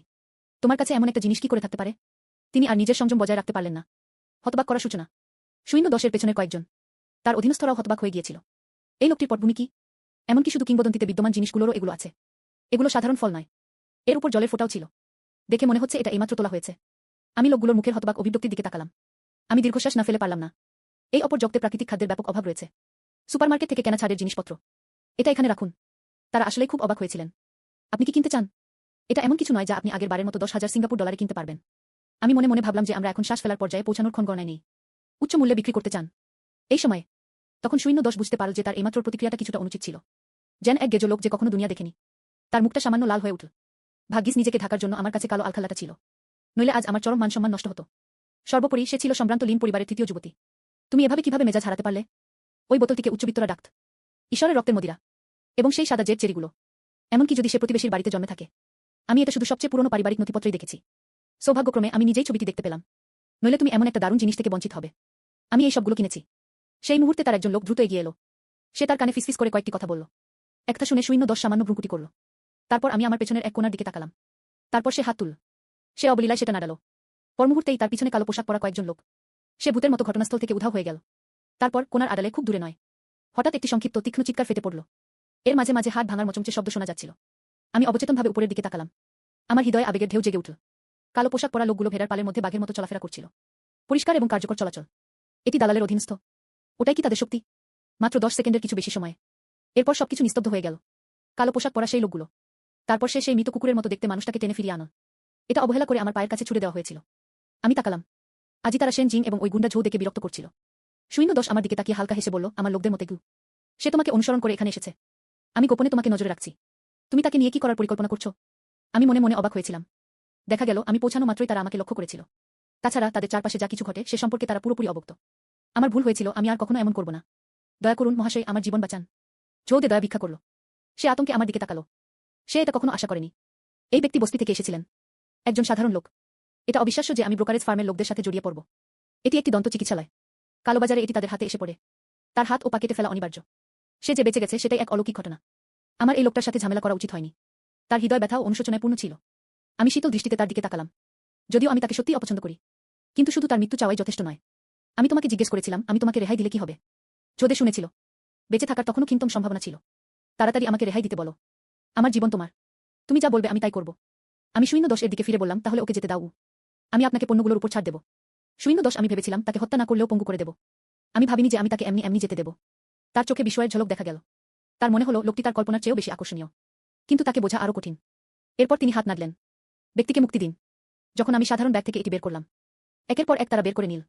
আরও উচ্চমানের প্রাকৃতিক খাবার। 0.10 এর হৃদয়ের আঘাত ছিল অবর্ণনীয়। তার মস্তিষ্ক বিদ্যুতের গতিতে কাজ করছিল। তারা আমার উৎস নিয়ে অনুমান করতে থাকল। চলচ্চিত্র ও টেলিভিশন জগতের কোনো প্রভাবশালী পরিবার এই গোপন রহস্যটি লুকিয়ে রাখছে। এমন এক অতস্পর্শী সংখ্যা। পণ্যগুলো শেষ পর্যন্ত 330,000 সিঙ্গাপুর ডলারে বিক্রি হয়েছিল। 0.10 তার অধস্তনদের দ্বারা চিকিৎসাধীন ব্যক্তিদের দিকে তাকালো। জিনিসগুলো যত্ন সহকারে প্যাক করা হয়েছিল। মুখে স্পষ্ট উত্তেজনা নিয়ে সে বলল, আমার নাম 0.10। ভবিষ্যতে তোমার কাছে কোনো ভালো কিছু থাকলে নির্দ্বিধায় আমার কাছে এসো। যদি কোনো অসুবিধায় পড়েন তাহলে নির্দ্বিধায় আমার কাছে আসবেন। সে ইচ্ছাকৃতভাবে তার হুডের এক কোণা তুল। সে এক অপরূপ সুন্দর মুখ প্রকাশ করল, যাতে ছিল কিছুটা ভুতুড়ে ভাব। আমি মনে মনে তা জানতাম। এর মানে হলো তারা আমার সামর্থ্যকে পুরোপুরি স্বীকার করে। আপনি কি মনে করেন আমি যোগ্য তার সাথে দীর্ঘমেয়াদী ও গভীর সহযোগিতায় যুক্ত হতে? কিন্তু আমি শান্তভাবে শুধু মাথা নাড়লাম। তার মনে হয়েছিল আমি আরও বেশি দুর্বোধ্য। টাকাটা নেওয়ার পর আমি দেখলাম আমার পিঠটা গলির ভেতরে অদৃশ্য হয়ে গেল। 0.10 তার মুখের উত্তেজনা আর ধরে রাখতে পারছিল না। তাড়াতাড়ি জিনিসগুলো পরিবারের কাছে ফিরিয়ে দাও। তিনি অধৈর্যভাবে তার অধীনস্থদের তাগাদা দিলেন। জেন ভয় পাচ্ছিল যে লুশেং হঠাৎ তার মন বদলে ফেলতে পারে। অধস্তনদের একজন কিছুটা হতবাক হয়ে জিজ্ঞেস করল, মিস গু, 330,000 স্টার কয়েন ইতিমধ্যে একটি আকাশ ছোঁয়া দাম। তুমি এখনো এত উত্তেজিত কেন? একথা শুনে 0.10 শুধু দীর্ঘশ্বাস ফেলে মাথা নাড়ল। এই জিনিসগুলোর মূল্য সম্পর্কে তোমার কোনো ধারণা নেই। ঈশ্বরের রক্তের এই বোতলটির একার মূল্যই 330,000 স্টার কয়েনেরও বেশি। এছাড়াও সাদা জেড চেরিও রয়েছে। আমাদের সবচেয়ে রক্ষণশীল অনুমান অনুযায়ীও আমরা আমাদের প্রাথমিক বিনিয়োগের 5 গুণেরও বেশি আয় করব। আমি টার্মিনালে আমার অ্যাকাউন্টে জমা হওয়া 330,000 স্টার কয়েনগুলোর দিকে তাকালাম। সুখী। আমার পদক্ষেপগুলো এখন অনেক হালকা। এইমাত্র চেনা রাস্তার মোড়টা ঘুরলাম। তারপর আমি দেখলাম সেন সিংহে চুপচাপ। মনে হচ্ছে তারা অনেকক্ষণ ধরে বাইরে অপেক্ষা করছে। যে মুহূর্তে আমি আবির্ভূত হলাম, আমি স্বস্তির নিঃশ্বাস ফেললাম। তুমি এতদিন ধরে আমার জন্য অপেক্ষা করনি, তাই না? আমি বললাম, কিছুটা ঠাট্টার ছলে। আমি তোমাকে বিশ্বাস করি না। সেন সিংহের কণ্ঠস্বর খুব নরম ছিল। তার গালের লালিমা আরও গভীর হল। সে থামল। সে আরও বল যে আমি ঝৌদেকে অপমান করেছিলাম। আমি তোমাকে টেনে নামিয়েছি। সে এটা কখনো ছাড়বে না। একথা শুনে আমার হাসি আরও চড়া হয়ে গেল। ঠিক তখনই একটি অগোছালো মূর্তি। এটি ধীরে ধীরে আমাদের চোখের সামনে আবির্ভূত হল। সে ছিল ঝৌ দেইজি। তার হাতটি টুথম্যানের হাতে পিষ্ট হওয়া আরেকটি বাহুকে ধরে রেখেছিল। ভয়ে আমার মুখ তখনও কাগজের মতো ফ্যাকাশে ছিল। সে আমাকে দেখল, যার মুখে ছিল এক চিলতে হাসি। আমার হৃদয় আবার গভীর ভয় জেগে উঠল। সঙ্গে সঙ্গে বুঝে গেলাম, আমি তার জীবন চাই। পিঁপড়ের উপর পা রাখার চেয়েও সহজ। জোদে অনুভব করল তার পা দুটো দুর্বল হয়ে আসছে। সে ধপাস করে সোজা হাঁটু গেড়ে বসে পড়ল। তার কপাল সজোরে ঠান্ডা মাটিতে আছড়ে পড়ল। ভাই, আমি ভুল করেছিলাম। এখন থেকে আপনার যা প্রয়োজন শুধু আমাকে বলুন, আমি তা করে দেব। আমি যে কোনো কিছু করতে পারি, এমনকি গরু বা ঘোড়া হতেও রাজি। আমি দেখলাম জোদে মাটিতে হাঁটু গেড়ে বসে বারবার মাথা নত করছে। সে শীতলভাবে বলল, আমি যখন থাকব না, তুমিও চলে যাও। আপনি এই মেয়েটিকে ও এই শিশুদেরকে হয়রানি করতে পারবেন না। আমাদের আরও ভালো কাজ করা উচিত। বস্তির মানসিক প্রতিবন্ধীদের প্রতি আরও যত্ন নিন। আমি তোমাকে হত্যা করব না, শুধু তাই নয়, এগুলো আপনাকে নতুন কয়েন উপার্জন করতেও সাহায্য করে। জোদে মাথা তুলল। তার চোখে কৃতজ্ঞতার ছাপ ফুটে উঠল। ধন্যবাদ ভাই। সে উঠে দাঁড়াল এবং ভারী পায়ে ধীর পায়ে চলে গেল। পাশে দাঁড়িয়ে থাকা সেন সিংহেও দৃশ্যটি দেখে হতবাক হয়ে গিয়েছিলেন। এক মুহূর্তের জন্য আমার মাথাটা পুরোপুরি ফাঁকা হয়ে গিয়েছিল। জোদে এই বস্তিতে একেবারে একটা গুন্ডা ছিল। দুষ্ট। এই এলাকার কেউই তাকে উত্তক্ত করার সাহস করত না। এখন সে আমার সামনে, যে কিনা এতটাই নগণ্য, হাঁটু গেড়ে বসে ক্ষমা ভিক্ষা করছে। সেন সিংহে এই কণ্ঠস্বরটির কথা ভাবল। সামান্য কম্পনের সাথে জিজ্ঞাসা করুন কি হয়েছিল। আমি শুধু হাসলাম। সে ব্যাপারটা অবলীলায় উড়িয়ে দিল। কোনো ধারণা নেই। সম্ভবত বাইরে সে কোনো নিষ্ঠুর চরিত্রের লোকের সম্মুখীন হয়েছিল। আপনি নিশ্চয়ই আতঙ্কিত। আমি আমার কবজি তুললাম। আমি আমার ব্যক্তিগত টার্মিনালে কয়েকটি কাজ করেছি। সেন সিংহের টার্মিনাল থেকে একটি মৃদু শব্দ ভেসে এল। সে অবচেতনভাবে নিচের দিকে তাকালো। সে সঙ্গে সঙ্গে আটকে উঠল। 150,000 সিঙ্গাপুর ডলার প্রাপ্ত। সে শূন্যগুলোর সারির দিকে তাকালো। আমি বেশ কয়েকবার খুব সাবধানে সেগুলো গুনেছিলাম। আমি এটা বিশ্বাস করতে পারছি না। তুমি কি ভুলবশত এটা ছুঁয়ে ফেলেছ? আমি অতিরিক্ত দুটি শূন্য টিপেছিলাম। তারা আমাকে 1.5 লক্ষ সিঙ্গাপুর ডলার পাঠিয়েছে। আমি আপনাকে সাথে সাথে টাকা ফেরত দিয়ে দেব। আমার কণ্ঠস্বর বেশ স্বচ্ছন্দ ছিল। বলা না হলে স্পর্শ করবেন না। আমি আপনার জন্য 1.5 লক্ষ সিঙ্গাপুর ডলার উপার্জন করেছি। সেন সিন এতটাই কৃতজ্ঞ ছিল যে তার মুখ বেয়ে অশ্রু গড়িয়ে পড়ল। সে মুখ থেকে কাঁদছিল। তিনি এই পৃথিবীতে এসেছিলেন। এই প্রথমবার আমার কাছে এত বিপুল পরিমাণ নতুন মুদ্রা এসেছে। এই মুহূর্তে আমার আবার সেই প্রাচীন সাপটার কথা মনে পড়ল। আমাকে এখন ডিজিটাল লাইব্রেরি থেকে ক্রয় করতে হবে। জ্ঞান সম্পূর্ণতা। সবকিছু সম্পন্ন হয়ে গেলে সেন জিংহেকে বিদায় জানানো। আমি প্রাচীন সর্প একে লানসিনের ঘরে ফিরিয়ে নিয়ে গেলাম। ঠিক তখনই চেং কিউহে ফোন করল। ছোট্ট হরিণ, তোমার বর্তমান পরিচয়টি খুবই বিশেষ। কারণ মার্কিন যুক্তরাষ্ট্র গোয়েন্দা তথ্যের মাধ্যমে জানত আপনি চিংনিং টার্বোপ্রপ ইঞ্জিন প্রযুক্তির মালিক। ঊর্ধ্বতন কর্তৃপক্ষ আপনাকে রক্ষা করার জন্য সেনাবাহিনীকে কাউকে পাঠাতে বলার সিদ্ধান্ত নিয়েছে। তাকে রক্ষা করার জন্য সেনাবাহিনী পাঠানো হবে শুনে আমি তৎক্ষণাৎ অভিভূত হয়ে পড়লাম। এটা কি বৃদ্ধ চেনের জন্য একটু বেশি ঝামেলা হয়ে যাচ্ছে না? এছাড়াও 24 ঘন্টার সুরক্ষা। তার মানে কি আমার একেবারেই কোনো গোপনীয়তা থাকবে না?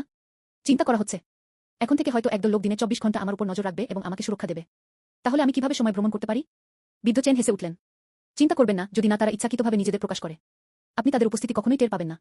বৃদ্ধ চেন যা বলেছিলেন তা শুনে অবশেষে আমার মনটা শান্ত হলো। ফোনটা রেখে দিন।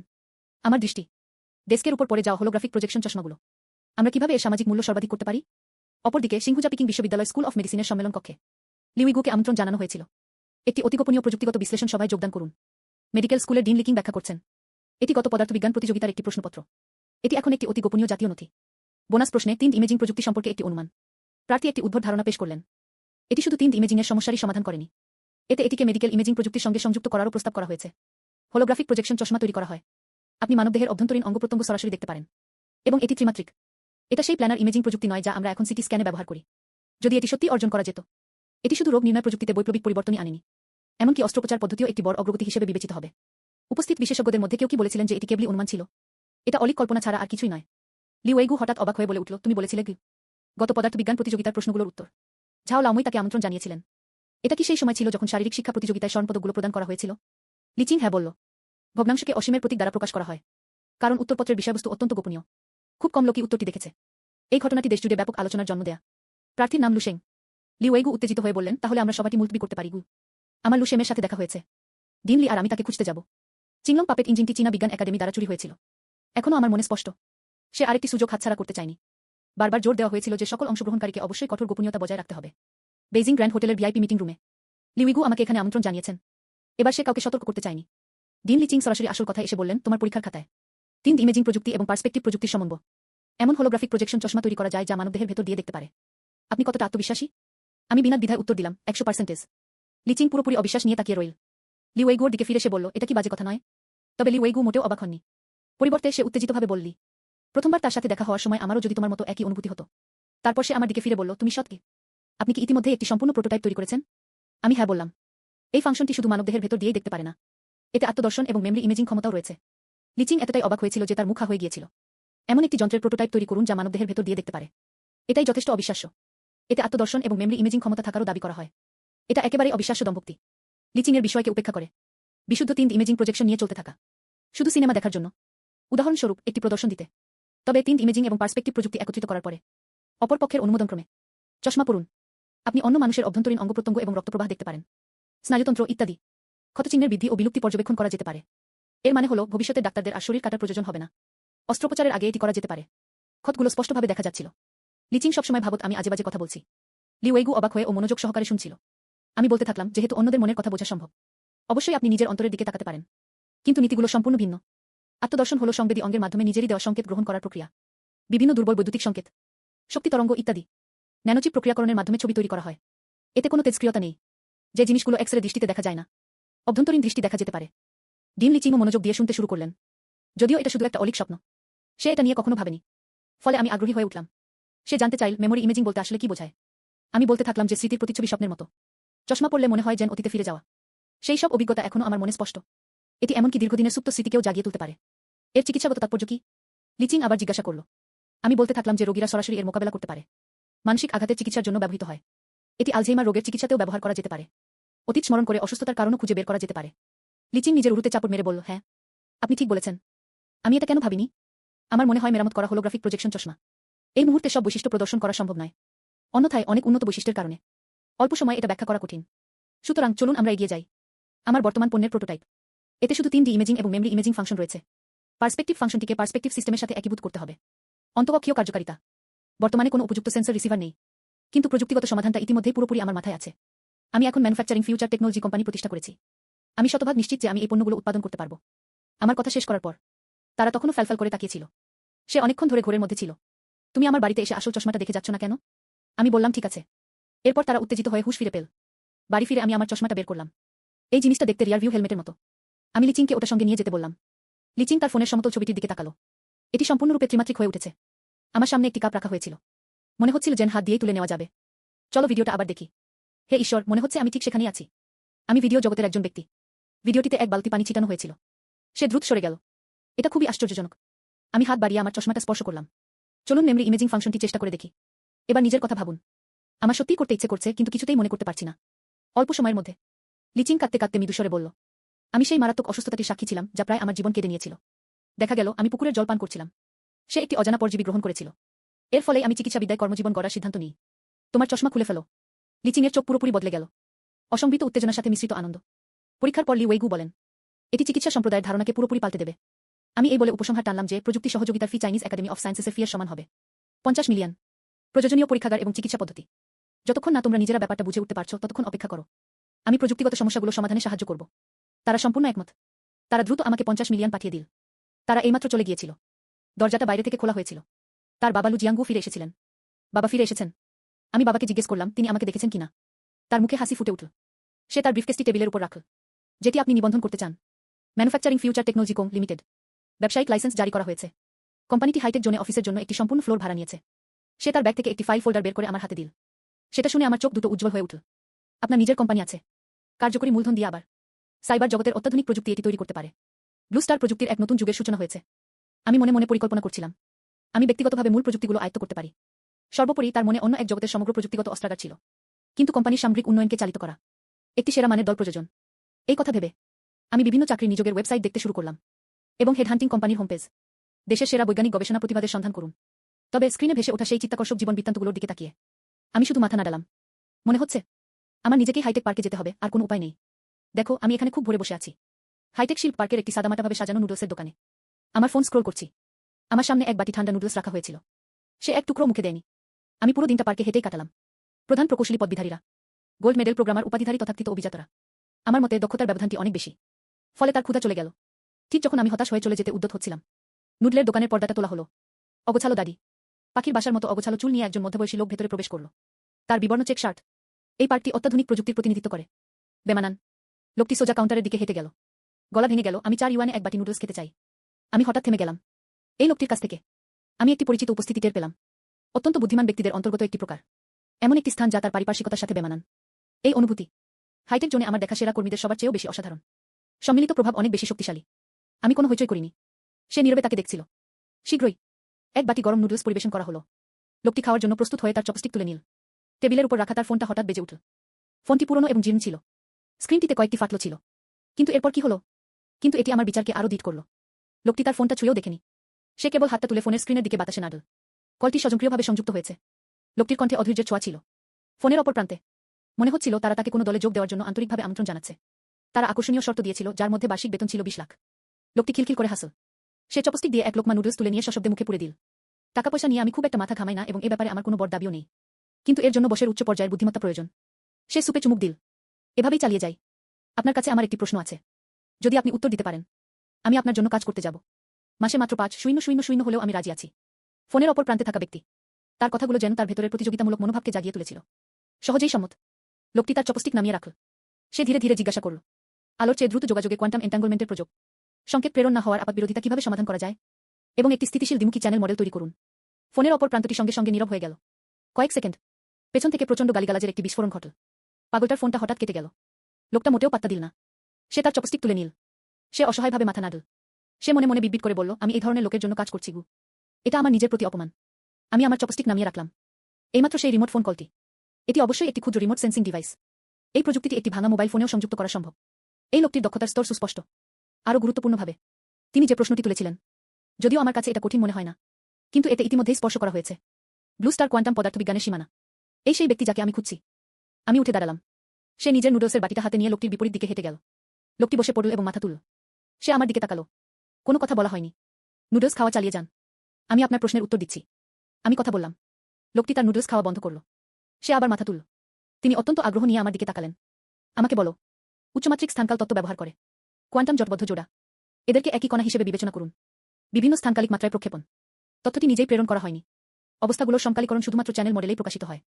একাধিক জোড়া জটবদ্ধ কণা বিন্যাস তৈরি করে। শক্তিশালী যাচাইকরণ এবং কোয়ান্টাম কি বিতরণ প্রোটোকল ব্যবহার করে স্থিতিশীলতা নিশ্চিত করতে।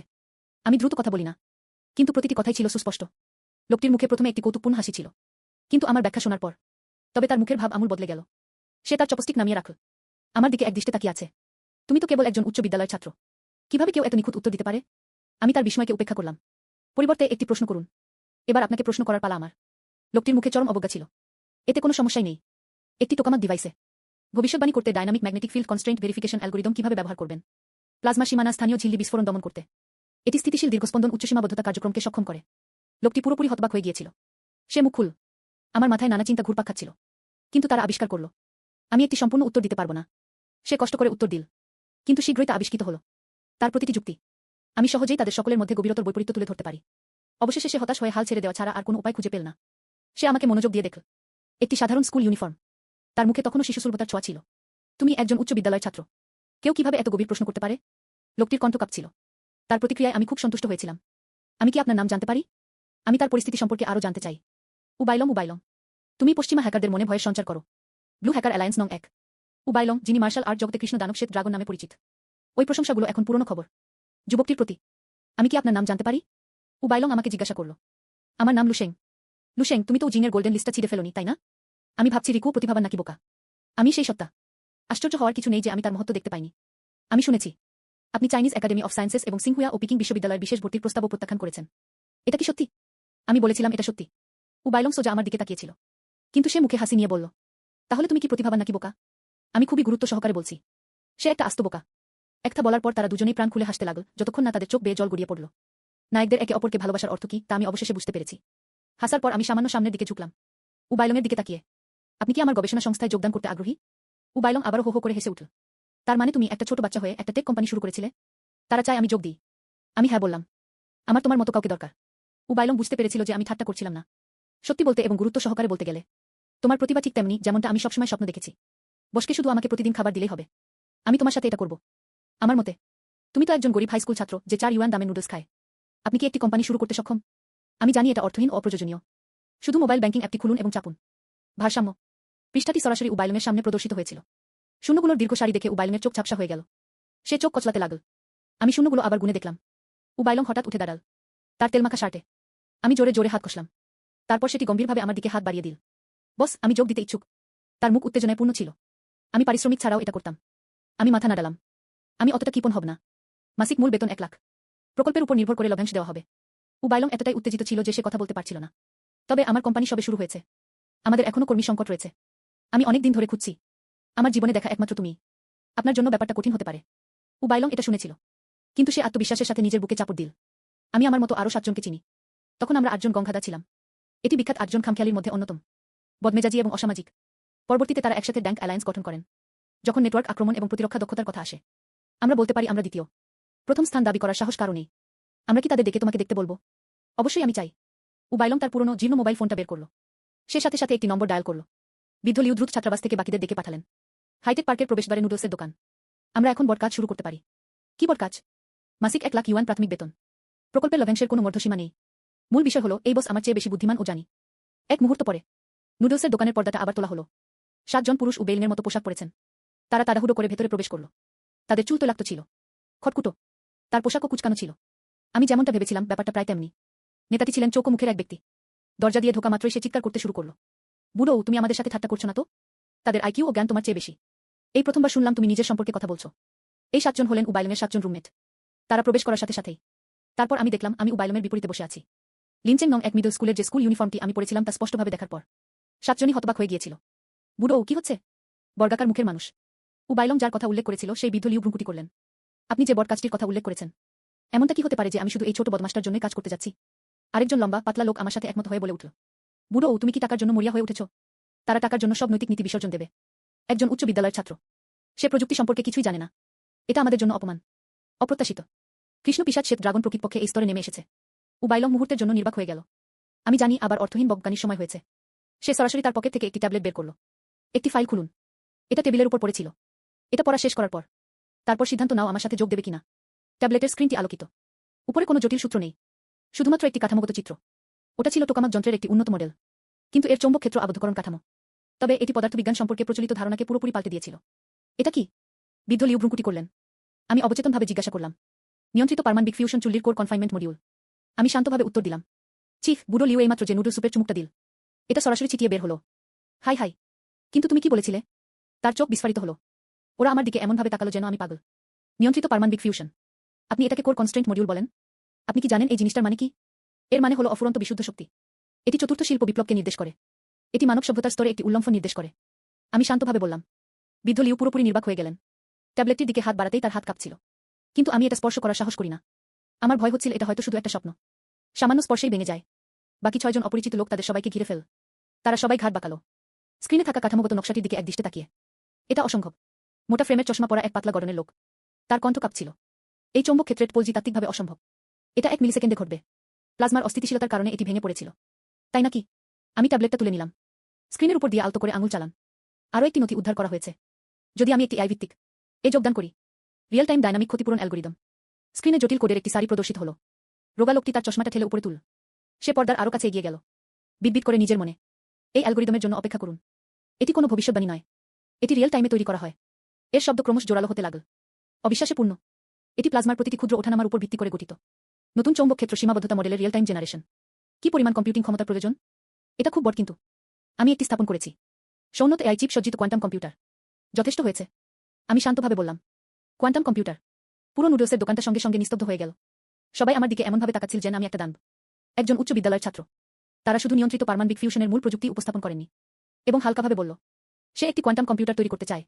আমি এটা বিশ্বাস করি না। বৃদ্ধ লিউ হঠাৎ মাথা তুললেন। তার মুখ জেদে পরিপূর্ণ ছিল।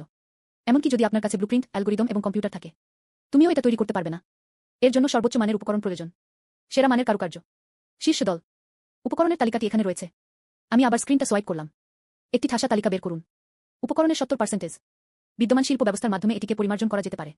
বিশেষ উপকরণের অবশিষ্ট 30%। আমি একটি বিকল্প খুঁজে পেয়েছি, এবং পরীক্ষাগার পর্যায়ে সংশ্লেষণ প্রক্রিয়াটি সম্পন্ন হয়েছে। সমস্যাটি আরও সহজ। আমি উবাইলনের দিকে তাকালাম। মার্শাল আর্টস ব্যবহার করে আপনি এইমাত্র দূর থেকে ফোনের উত্তর দিলেন। সেই ক্ষুদ্র রিমোট সেন্সিং ডিভাইসটি। এর উৎপাদন প্রক্রিয়া। এটাই যথেষ্ট।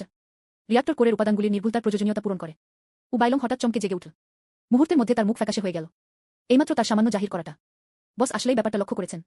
এবং এটি নিয়ন্ত্রিত পারমাণবিক ফিউশনের সাথেও সরাসরি যুক্ত ছিল। শীর্ষ দলগুলোর ক্ষেত্রে। আমার দৃষ্টি ধীরে ধীরে তার সামনে থাকা 7 জন দাড়িওয়ালা লোককে পর্যবেক্ষণ করতে লাগল। পুরুষে ভরা একটি মুখ। তোমরাও কি তাদের একজন নও? বৃদ্ধ লিউয়ের ঠোঁট কেঁপে উঠল। স্ক্রিনের দিকে তাকিয়ে। কাঠামোগত চিত্র। আবার আমার দিকে তাকাও। চলুন উবাইলনের দিকে নজর দেওয়া যাক। আমার মনটা এলোমেলো। তার গর্বিত গান। তিনি তার জীবনের অর্ধেক সময় ধরে বৈজ্ঞানিক গানকে সমুন্নত রেখেছিলেন। এই মুহূর্তে একজন উচ্চ বিদ্যালয়ের ছাত্রের দ্বারা সে পুরোপুরি বিধ্বস্ত হয়ে গেল। তুমি কে? তার কণ্ঠে ভয়ের আভাস ছিল। তিনি ছিলেন লুশেং, প্রাকৃতিক নির্বাচনের মধ্য দিয়ে যাওয়া প্রথম ব্যক্তি। তিনি লুশেংকে নিয়ে গবেষণা করার জন্য চাইনিজ একাডেমি অফ সায়েন্সেস এবং সিংহুয়া ও পিকিং বিশ্ববিদ্যালয়ের বিশেষ ভর্তির প্রস্তাব প্রত্যাখ্যান করেছিলেন। উবাইলং উচ্চস্বরে বলল। দীর্ঘ হিসেরিস শব্দের পর 7 জন লোক সন্দেহের চোখে আমার দিকে তাকালো। তাহলে এটাই সেই কিংবদন্তি তুল্যটি। লুশেং প্রতিভাবান না বোকা তা বলা কঠিন। অনেক দিন পর বৃদ্ধ লিউ ধীরে ধীরে তার পকেট থেকে সেটা বের করল। সে একটা মোচড়ানো সিগারেটের বাক্স বের করল। সে একটা সিগারেট বের করে ধরালো। সে গভীর শ্বাস নিল। তারপর সকলের বিস্ময়ের মাঝে তিনি আমাকে গভীর শ্রদ্ধায় অভিবাদন জানালেন। বসের গলার স্বর কর্কশ ছিল, তবুও তা অভূতপূর্ব শ্রদ্ধায় পরিপূর্ণ ছিল। আমরা এই কাজটা নেব। বাকি 6 জনও মাথা নিচু করল। তারা একযোগে বলল, বস, আমরা রাজি হয়েছি। উবাইলং একপাশে সরে দাঁড়াল। তার মুখে আত্মতৃপ্তির হাসি ফুটে উঠল। আমি মাথা নাড়লাম। কোনো অপ্রয়োজনীয় শব্দ নয়। ওল্ড ওয়ের বেতন আগামীকাল থেকে গণনা করা হবে। এখন অনুগ্রহ করে এই সহকর্মীদের এক বাটি নুডলস খাওয়ান। সব টাকা খেয়ে ফেলায় কোনো সমস্যা নেই। আগামীকাল থেকে অগ্রিম বেতন প্রদান শুরু হবে। উবাইলংয়ের মুখটা মুহূর্তের জন্য স্তব্ধ হয়ে গেল। সে হঠাৎ হেসে উঠল। তোমরা সবাই কি খেতে চাও? আপনার যা ইচ্ছে অর্ডার করুন, তবে প্রথমে আমার জন্য 3টি ডিম নিন। অবশেষে গঙ্গা ধরা পড়ল। বিগ 8 মনস্টার্স 5ই জুন এসে পৌঁছেছে। আগামীকাল কলেজ ভর্তি পরীক্ষা। কিন্তু রাতের খাবারের কিছুক্ষণ পরেই আমার সারা শরীর ঠান্ডা হয়ে যাচ্ছিল। সাধারণ দুর্বলতা। আমি থার্মোমিটার দিয়ে আমার শরীরের তাপমাত্রা মেপেছিলাম। আমার অর্ধ 38 ডিগ্রি সেলসিয়াস জ্বর আছে। আগামীকাল কলেজ ভর্তি পরীক্ষা। আমার কপালটাই খারাপ, আজ রাতে জ্বর এসেছে। ভোরবেলা ফার্স্ট পিপলস হাসপাতালের জরুরি বিভাগে ডাক্তার আমার শরীরের তাপমাত্রা মাপলেন। 41.3 ডিগ্রি সেলসিয়াস তাপমাত্রা হলে অবিলম্বে হাসপাতালে ভর্তি করা প্রয়োজন। অন্যথায় মস্তিষ্কের ক্ষতির সম্ভাবনা রয়েছে। এই সময়ে চাইনিজ একাডেমি অফ সায়েন্সেসের চেন কিউহে এবং সিংহুয়া ও পিকিং বিশ্ববিদ্যালয়ের লি ওয়েইগু সকলেই খবরটি পেয়েছেন। তারা ফোনে হাসপাতালকে নির্দেশ দিয়েছিলেন। জীবন বাঁচাতে সকল প্রচেষ্টা। আমার মস্তিষ্ককে বিশেষভাবে রক্ষা করা প্রয়োজন। কিন্তু পরীক্ষার ফলাফল আসা পর্যন্ত অপেক্ষা করুন। পুরো হাসপাতাল কিংকর্তব্য বিমূঢ় হয়ে পড়েছিল। আমি এমন একটি নতুন ভাইরাসে আক্রান্ত হয়েছিলাম যা আমি আগে কখনো দেখিনি। বর্তমানে বিশ্বজুড়ে এই ভাইরাসের চিকিৎসার জন্য কোনো কার্যকর ওষুধ নেই। কলেজ ভর্তি পরীক্ষার দ্বিতীয় দিন শুরু হয়েছে। আমি শুধু কলেজের ভর্তি পরীক্ষায় মিস করিনি। আমার অসুস্থতা বেড়ে ভাইরাল নিউমোনিয়ায় পরিণত হয়েছে। আমি শুধু ভেন্টিলেটরের সাহায্যে শ্বাস নিতে পারি। শরীরের তাপমাত্রা বেশি থাকে। ঘোর লাগা অবস্থায় সে মাঝে মাঝে আজেবাজে কথা বলছিল। শীঘ্রই চেন কিউহে এবং লিউইগু তিনি জংশন থেকে দেশের শীর্ষ ভাইরাস বিশেষজ্ঞদের সঙ্গে নিয়ে এসেছেন। সেটা দেখার পর জংশন বলল যে সাহায্য করার ব্যাপারে আমরা একেবারেই ক্ষমতাহীন। এটা তার নিজের রোগ প্রতিরোধ ক্ষমতার উপর নির্ভর করে। আমরা কি এটা কাটিয়ে উঠতে পারব? চেন কিউহে এবং লি ওয়েইগু গরম কড়াইয়ের পিঁপড়ের মতো উদ্বিগ্ন ছিল। এর মানে কি ভাগ্যের উপর ছেড়ে দেওয়া নয়? এটা কি সম্ভব যে আমার জিয়া রাজ্যের এমন একজন প্রতিভাবান ব্যক্তি পতন হয়েছেন? এই সময়ে চেন কিউহের হঠাৎ শির দ্বারা বেয়ে একটা ঠান্ডা স্রোত বয়ে গেল। এই হঠাৎ জ্বরটা কি একটু বেশি কাকতালীয়? এই অভূতপূর্ব ভাইরাসটি কিভাবে শূন্য থেকে আবির্ভূত হলো? এটা কি কোনো দীর্ঘপরিকল্পিত ষড়যন্ত্র হতে পারে? সে তার সামান্য কাঁপতে থাকা হাত ব্যবহার করল। আমি জাতীয় নিরাপত্তা ব্যুরোর পরিচালক মায়ের ফোন নম্বরে ডায়াল করলাম। পরিচালক মা উত্তরে জানালেন যে তিনি বিষয়টি খতিয়ে দেখার জন্য অবিলম্বে লোকবলের ব্যবস্থা করবেন। এই বিষয়টি তদন্ত করুন। কলেজ ভর্তি পরীক্ষার তৃতীয় দিন শেষ হয়েছে। আমার চোখ কোটরে ঢুকে গেছে। ব্যক্তিটি অত্যন্ত দুর্বল। এমন কোনো ইঙ্গিত নেই যে এটি নিজে থেকেই ভাইরাসটিকে পরাজিত করতে পারবে। বরং পরিস্থিতি আরও খারাপ হচ্ছে। আমার বাবা মা প্রায় নিয়ন্ত্রণের বাইরে চলে গেছেন। সকলেই হতাশার এক আবহে আচ্ছন্ন ছিল। এই মুহূর্তে উবাইলং এখানে আছে। তার পিছনে সাদা চুল ও দাড়িওয়ালা এক ব্যক্তি অনুসরণ করছিল। ইসিসুলভ আচরণ বিশিষ্ট এক বৃদ্ধ। একটি পুরানো কাঠের বাক্স বহন করা। তুমি কে? মা ঝাং কুইপিং জিজ্ঞাসা করলেন। আমি উবাইলং, মহাব্যবস্থাপক লুয়ের অধীনস্থ কর্মচারী। রাষ্ট্রপতি লু অসুস্থ হয়ে পড়ার পর আমরা সবাই খুব উদ্বিগ্ন ছিলাম। আমরা খুঁজে পেয়েছি 3,000 বছরের ইতিহাস সমৃদ্ধ গ্রীষ্মকালীন পোশাক প্রস্তুতকারক একটি পরিবার। দাদু জিয়া আজ তাকে প্রেসিডেন্ট লুকে পরীক্ষা করার জন্য আমন্ত্রণ জানিয়েছেন। এই কথা শুনে মা ঝাং কুইপিং মনে হচ্ছিল যেন আমরা ভোর দেখতে পাচ্ছি। তাহলে দয়া করে তাড়াতাড়ি আমাকে আমন্ত্রণ জানান। চেন কিউহে এবং লি ওয়েইগুও ভেবেছিলেন যে এটি চেষ্টা করে দেখা যেতে পারে। দাদু জিয়া আমার দিকে এগিয়ে এলেন। 3টি আঙুল তুলে ধরুন। আমি 2 হাতেই নাড়ি পরীক্ষা করলাম। তারপর তিনি আমার জিহ্বা দেখে বললেন, এটা কোনো গুরুতর অসুস্থতা নয়। এটা আসলে আর্দ্রুষ্ণতা যা ফুসফুসে বাধা সৃষ্টি করছে। চেফু ডেওয়েন ডেককশন এবং মেসিং শিগ্যান ডেককশন ব্যবহার করুন। 3 দিনে জ্বর কমে গিয়েছিল। 7 দিনে সুস্থ হয়েছেন। এই কথাগুলো বলা মাত্রই আমার মায়ের চোখ দুটো উজ্জ্বল হয়ে উঠল। আমি আশা দেখতে পাচ্ছি। কিন্তু সেই পশ্চিমা ডাক্তাররা তা নিয়ে উপহাস করেছিল। তাদের বিশ্বাস বৃদ্ধ মাস্টার জিয়া খুব বড়াই করেন। দাদু জিয়া কাঠের বাক্সটি খুললেন। রূপোর সুচটি সরিয়ে ফেলুন। আমি তাকে প্রথমে আকুপাংচার ব্যবহার করে শরীরের তাপমাত্রা কমাতে বলেছিলাম। তারপর আমি জিয়া গু ভেষজের 3টি ডোজ নির্ধারণ করে দিলাম। খাওয়ার পর জ্বর পুরোপুরি কমে যাবে। আমি শরীরকে প্রস্তুত করার জন্য ওষুধের আরও 4টি ডোজ লিখে দেব। এটা খাওয়ার পর আপনি পুরোপুরি সুস্থ হয়ে যাবেন। একটা বলে সে আমার শরীরে সূচ ঢোকাতে শুরু করল। আঙুলগুলো মোচড়াতে থাকল। এটি হলো হারিয়ে যাওয়া 9টি প্রাসাদের পুনরুজ্জীবক সূচ। লিউইগু বলেছেন। প্রায় 5 মিনিট পর আকুপাংচার সম্পন্ন হয়েছে। এরপর তিনি অন্য ধরনের একটি ত্রিভুজাকৃতির সুই ব্যবহার করতে লাগলেন। আমার জিহ্বার নিচের শিরায় প্রবেশ করানো হয়েছে। দেখা গেল সূচটা ফাঁপা ছিল। সিরিঞ্জ থেকে গাঢ় বেগুনি রঙের রক্ত ছিটকে বের হলো। লিউইগু চিৎকার করে উঠল। এটি সেই কিংবদন্তিসম রক্তমক্ষণ চিকিৎসা। কালো রক্ত নিষ্কাশন করে রক্তপাত বন্ধ করার পর বৃদ্ধ লোকটি আমাকে তার শরীরের তাপমাত্রা মাপতে বললেন। 10 মিনিটেরও কম। আমার শরীরের তাপমাত্রা 40 ডিগ্রি থেকে কমে অর্ধ 38 ডিগ্রিতে নেমে এসেছিল। বৃদ্ধ লোকটি ব্যবস্থাপত্র অনুযায়ী ওষুধ আনতে বললেন। শুধু ফুটিয়ে পান করুন। কথা বলার পর বৃদ্ধ লোকটি বিস্মিত ডাক্তারদের উপেক্ষা করলেন। তারপর তারা চলে গেল। 3 দিন পর আমার শরীরের তাপমাত্রা স্বাভাবিক হয়ে গেল। 4 দিনের কন্ডিশনিং। এরপর তাকে হাসপাতাল থেকে ছেড়ে দেওয়া হয়। চেন কিউহে এবং লিউইগু। অবশেষে আমি স্বস্তির নিঃশ্বাস ফেললাম। কলেজের ভর্তি পরীক্ষা দিতে না পারার কারণে স্কুলে ঘটে যাওয়া ঘটনাটি এটা ইতিমধ্যেই বিস্ফোরিত হয়েছে। অধ্যক্ষ ও শ্রেণী শিক্ষক গভীর হতাশায় নিমজ্জিত হলেন। তারা বলতে থাকল যে আমি নাকি তখন বিশেষ ভর্তি কর্মসূচিটি প্রত্যাখ্যান করেছিলাম। কি বোকামি। ছাত্রছাত্রীরা অনুশোচনায় পূর্ণ ছিল। এমন লোকও ছিল যারা উল্লাস করেছিল। তবে পাং জিলংয়ের অভিব্যক্তি ছিল জটিল। আমি জানি না সে কি ভাবছে। অপরদিকে জাতীয় নিরাপত্তা ব্যুরোর পরিচালক মা আমি অসুস্থ হওয়ার আগের দিনগুলোতে কি করেছিলাম সে ব্যাপারে তারা আমাকে জিজ্ঞাসা করেছিল। তারা পরীক্ষার জন্য আমার সম্পর্কিত জিনিসপত্র সংগ্রহ করল। তদন্তে সন্দেহভাজন ব্যক্তির ব্যাংক অ্যাকাউন্টের লেনদেন ইত্যাদি অন্তর্ভুক্ত ছিল। কয়েকদিন পরে পাং জিলংকে জাতীয় নিরাপত্তা ব্যুরোর একটি গোপন জিজ্ঞাসাবাদ কক্ষে নিয়ে যাওয়া হয়েছিল। পরিচালক মা একটি মোটা পরীক্ষার রিপোর্ট হস্তান্তর করলেন। টেবিলে সজোরে আছড়ে ফেলা হলো। এটা মটমট করে একটা খসখসে শব্দ করল। পাং জিয়াংগো ঝাং ঝিলং ডুঝিগু। প্রধান স্মিথ এই নামগুলো পড়ে শোনালেন। তার দৃষ্টি একদৃষ্টে তার বিপরীতে বসা পাং জিলংয়ের দিকে নিবদ্ধ ছিল। এই নামগুলো কি আপনার পরিচিত? পাং জিলং জিজ্ঞাসাবাদের চেয়ারে বসেছিলেন। 2 হাত দিয়ে রেলিংটি শক্ত করে ধরুন।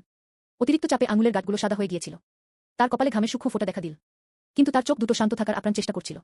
পরিচালক মা, আমি বুঝতে পারছি না আপনি কি বলছেন। আমি আগে কখনো এই নামগুলো শুনিনি। লুশেং আর আমি শুধু সহপাঠী। আমাদের মধ্যে একমাত্র প্রতিযোগিতা হলো পড়াশোনা। প্যাং জিলং এর কণ্ঠস্বর কিছুটা কেঁপে উঠল। কিন্তু যুক্তিটা এখনো তুলনামূলকভাবে স্পষ্ট। পরিচালক মা তাচ্ছিলের হাসি হাসলেন। সহপাঠীরা তো সহপাঠী। তার কলেজ ভর্তি পরীক্ষার 3 দিন আগে আপনি থাকবেন। ভুয়া পরিচয় ব্যবহার করে তাকে নোভেল করোনাভাইরাসযুক্ত একটি সাশে পাঠান। শুধু সহপাঠী। স্থলে আপনি গুরুতর অসুস্থ হবেন। যখন সবাই কিংকর্তব্য বিমূঢ়। তার মুখের উল্লাসের অভিব্যক্তি, ভয়ের সাথে মিশ্রিত একটি জটিল অভিব্যক্তি। পাং জিলংয়ের শরীরটা হঠাৎ শক্ত হয়ে গেল। চোখের মণি সামান্য সংকুচিত। আমরা আপনার সমস্ত সামাজিক যোগাযোগ খতিয়ে দেখেছি। পরিচালক মা বলে চললেন। কণ্ঠস্বরটি শান্ত হলেও তাতে এক ধরনের চাপের ভাব ছিল। বাবা পাং জিয়াংগু জিয়া দেশের ডার্ক নাইট সংগঠনের একজন সদস্য। একটি বাইরের সদস্য। প্রতিষ্ঠানের জন্য প্রার্থী খুঁজে বের করার প্রধান দায়িত্বে নিয়োজিত। এবং সম্ভাবনাময় তরুণদের নিয়োগ করা। এবং আপনি তার ডাউনলাইন। তুমি আজেবাজে কথা বলছো। পাং জিলং হঠাৎ উঠে দাঁড়াল। আবেগের উপর কিছুটা নিয়ন্ত্রণহীনতা। আমার বাবা একজন দেশপ্রেমিক ব্যবসায়ী ছিলেন। তিনি দেশের অর্থনৈতিক উন্নয়নে অবদান রেখেছেন। আপনার কাছে কোনো প্রমাণ নেই। আমরা নিজেদের অপবাদ দিতে পারি না। প্রমাণ? পরিচালক মা টেবিলের উপর একটি বোতাম টিপেছিলেন। পর্দায় একটি ভিডিও ভেসে উঠল।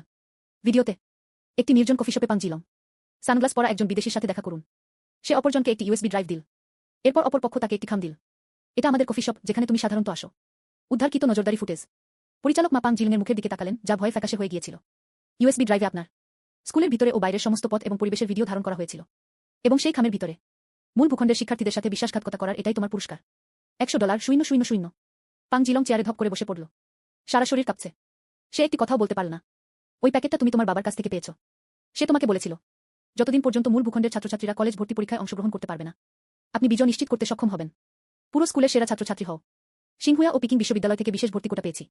পরিচালক মার কণ্ঠ ক্রোধ ও হতাশায় পূর্ণ ছিল। তথাকথিত ভবিষ্যৎ সম্ভাবনার মোহে তুমি অন্ধ হয়ে গেছ। কিন্তু তারা জানত না, সে একটি বিদেশি গুপ্তচর সংস্থার দাবার ঘুঁটিতে পরিণত হয়েছিল। তারা তাদের কসাইডের ছুরি নিজেদের স্বদেশীদের উপরই তুলে ধরল। অকাট্য প্রমাণের সম্মুখীন পাং জিলংয়ের মনস্তাত্ত্বিক প্রতিরোধ ব্যবস্থা পুরোপুরি ভেঙে পড়ল। সে তার মুখ থাকল। তার আঙুলের ফাঁক দিয়ে অশ্রু গড়িয়ে পড়ছিল। কণ্ঠ রুদ্ধ হয়ে এল। আমি সব করেছি। তিনি থেমে থেমে কথা বললেন। মূল ভূখণ্ডের চীনা ছাত্রছাত্রীরা নামকরা বিশ্ববিদ্যালয়গুলোতে বিশেষ ভর্তির সুযোগ পাওয়ায় আমার ঈর্ষা হয়। আমার মনোযোগ কেড়ে নেওয়ার জন্য আমি তাকে ঘৃণা করি। এমনকি আমার প্রিয় মেয়ে গু জিংলিও। সেও তার আরও কাছে আসতে শুরু করল। আমি মীমাংসিত নেই। অবিশ্বাসী। আমার বাবা বললেন, যতক্ষণ আমি তাকে স্কুল থেকে কিছু তথ্য পেতে সাহায্য করতে পারি, সে আমাকে লুশেংকে ছাড়িয়ে যেতে সাহায্য করতে পারে। আমি মুগ্ধ। ওই সাশে। আমার বাবা বলেছিলেন এটা বিদেশ থেকে আনা হয়েছিল। পরীক্ষার সময় ঘুমের ওষুধ মেশানো ধূপ শুধু মানুষের মনকে ঝাপসা করে দেয়া। এটা মারাত্মক হবে না। আমার কোনো ধারণা নেই। ভিতরে একটি ভাইরাস আছে। আমি সত্যিই জানি না। পাং জিলং মাথা তুল। তার চোখ ভয়ে ও অনুশোচনায় পূর্ণ ছিল। যখন রিকুয়ার জ্বরের খবর এলো, আমি মনে মনে খুশি হয়েছিলাম। কিন্তু যখন আমি শুনলাম সে গুরুতর অসুস্থ, তারা ভেন্টিলেটরও ব্যবহার করেছিলেন, আমার ভয় লাগতে শুরু করল। আমার ভয় হচ্ছে সে সত্যিই মারা যাবে। আমার ভয় হয় আমি একজন খুনি হয়ে যাব। পরিচালক মা তার দিকে শীতল দৃষ্টিতে তাকালেন। এখন তুমি ভয়কে চেনো। যখন আপনি তখন এই কাজগুলো করেছিলেন, আপনি কি মূল ভূখণ্ডের শিক্ষার্থীদের অভিভাবকদের কথা ভেবেছেন? আপনি কি ভেবে দেখেছেন আপনার কাজের দেশের উপর কি প্রভাব পড়বে? আমি জানি আমি ভুল ছিলাম। আমি ভালো করেই জানি আমি ভুল করেছিলাম। পাং জিলং মাটিতে হাঁটু গেড়ে বসে হাউ হাউ করে কাঁদতে লাগল। আমি আপনার সাথে সহযোগিতা করতে ইচ্ছুক। আমার বাবাকে ধরো। Capture the dark knight organisation. দয়া করে আমাকে আমার স্বভাব বদলানোর একটি সুযোগ দিন। পরিচালক মা এক মুহূর্তের জন্য চুপ করে রইলেন। সে হাত নাড়ল। তাকে নামিয়ে আনো। সে যা যা জানে সব তাকে দিয়ে লিখিয়ে নিন। পাং জিলংয়ের দেওয়া সূত্র অনুযায়ী জননিরাপত্তা ব্যুরো দ্রুত একটি দমন অভিযান শুরু করে। একটি অভিজাত এলাকার একটি ভিলাতে প্যাং জিয়াংগো তার ব্যাগ গুছিয়ে পালানোর প্রস্তুতি নিচ্ছে। সে এইমাত্র তার সুটকেসে একগাদা বিদেশি মুদ্রা ঠেসে ভরেছিল। হঠাৎ দরজাটা লাথি মেরে খুলে গেল। নড়বেন না। জাতীয় নিরাপত্তা ব্যুরোর বেশ কয়েকজন সশস্ত্র কর্মকর্তা দ্রুত ভেতরে প্রবেশ করলেন। প্যাং জিয়াংগো মাটিতে পিন দেওয়া হয়েছিল। আমাকে গ্রেপ্তার করার আপনার কি অধিকার আছে? আমি একজন আইন মান্যকারী নাগরিক। পাং জিয়াংগো এখনো সংগ্রাম করছে। আইন মান্যকারী নাগরিক। পরিচালক মা ভেতরে ঢুকলেন। একটি নথি ধরে রাখা। প্যাং জিয়াংগো, বিদেশি গুপ্তচর সংস্থা ডার্ক নাইটকে গোয়েন্দা তথ্য সরবরাহের অভিযোগে আপনাকে সন্দেহ করা হচ্ছে। এবং পরিকল্পনা, আমার দেশের সেরা প্রতিবাদের বিরুদ্ধে জৈবিক হামলা চালানো। এটি একটি গ্রেপ্তারি পরোয়ানা। পাং জিয়াংগোয়ের কম্পিউটারে নিরাপত্তা ব্যুরো আবিষ্কার করেছে নাইট অর্গানাইজেশনের সাথে যোগাযোগের অসংখ্য নথি এবং একটি বিস্তারিত প্রতিভা বাছাই পরিকল্পনা। তালিকার শীর্ষে প্রধানভাবে মূল ভূখণ্ডের শিক্ষার্থীদের নাম ছিল। এখনো কয়েক ডজন নুডলস আছে। সারা দেশ থেকে সেরা ছাত্রছাত্রীদের নাম। তারা বিভিন্ন দুর্ঘটনা ঘটাতে চেয়েছিল।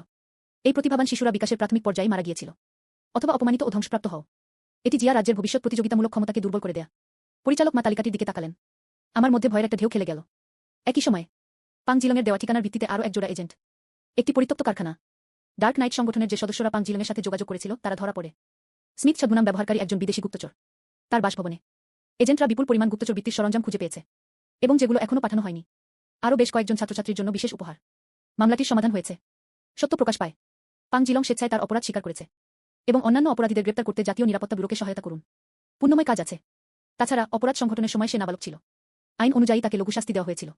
কিন্তু তার জীবনটা পুরোপুরি বিধ্বস্ত হয়ে গিয়েছিল। পাং জিয়াংগু, স্মিথ ও অন্যদের আইন অনুযায়ী কঠোর শাস্তি দেওয়া হয়েছিল। কলেজ ভর্তি পরীক্ষার ফলাফল চোখের পলকে প্রকাশিত হল। পাং জিলং কলেজ ভর্তি পরীক্ষায় 735 পয়েন্ট পেয়েছে। যদিও শাস্তি কমানো হয়েছিল, সেও জেলে যাচ্ছে। কলেজে কাটানোর মতো সময়টা আমি নষ্ট করেছি।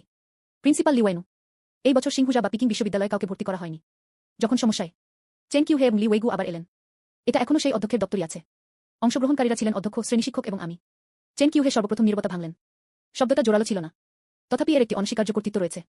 অসুস্থতার কারণে লুশেং এবারের কলেজ ভর্তি পরীক্ষায় বসতে পারেনি। চীনা বিজ্ঞান একাডেমি এই বছর তাকে পুনরায় নবীন ছাত্র হিসেবে বিশেষভাবে নিয়োগ দেওয়ার সিদ্ধান্ত নিয়েছে। শর্তগুলো আগেরবারের মতোই। লি ওয়েগুও সহজে বললেন যে এই অসুস্থতার পর আমার মনে হয় সিংহুয়া ও পিকিং বিশ্ববিদ্যালয় বেশি উপযুক্ত হবে। কারণ সিংহুয়া এবং পিকিং বিশ্ববিদ্যালয় মেডিকেল স্কুল আছে, সর্বোত্তম চিকিৎসা পরিস্থিতি সহ।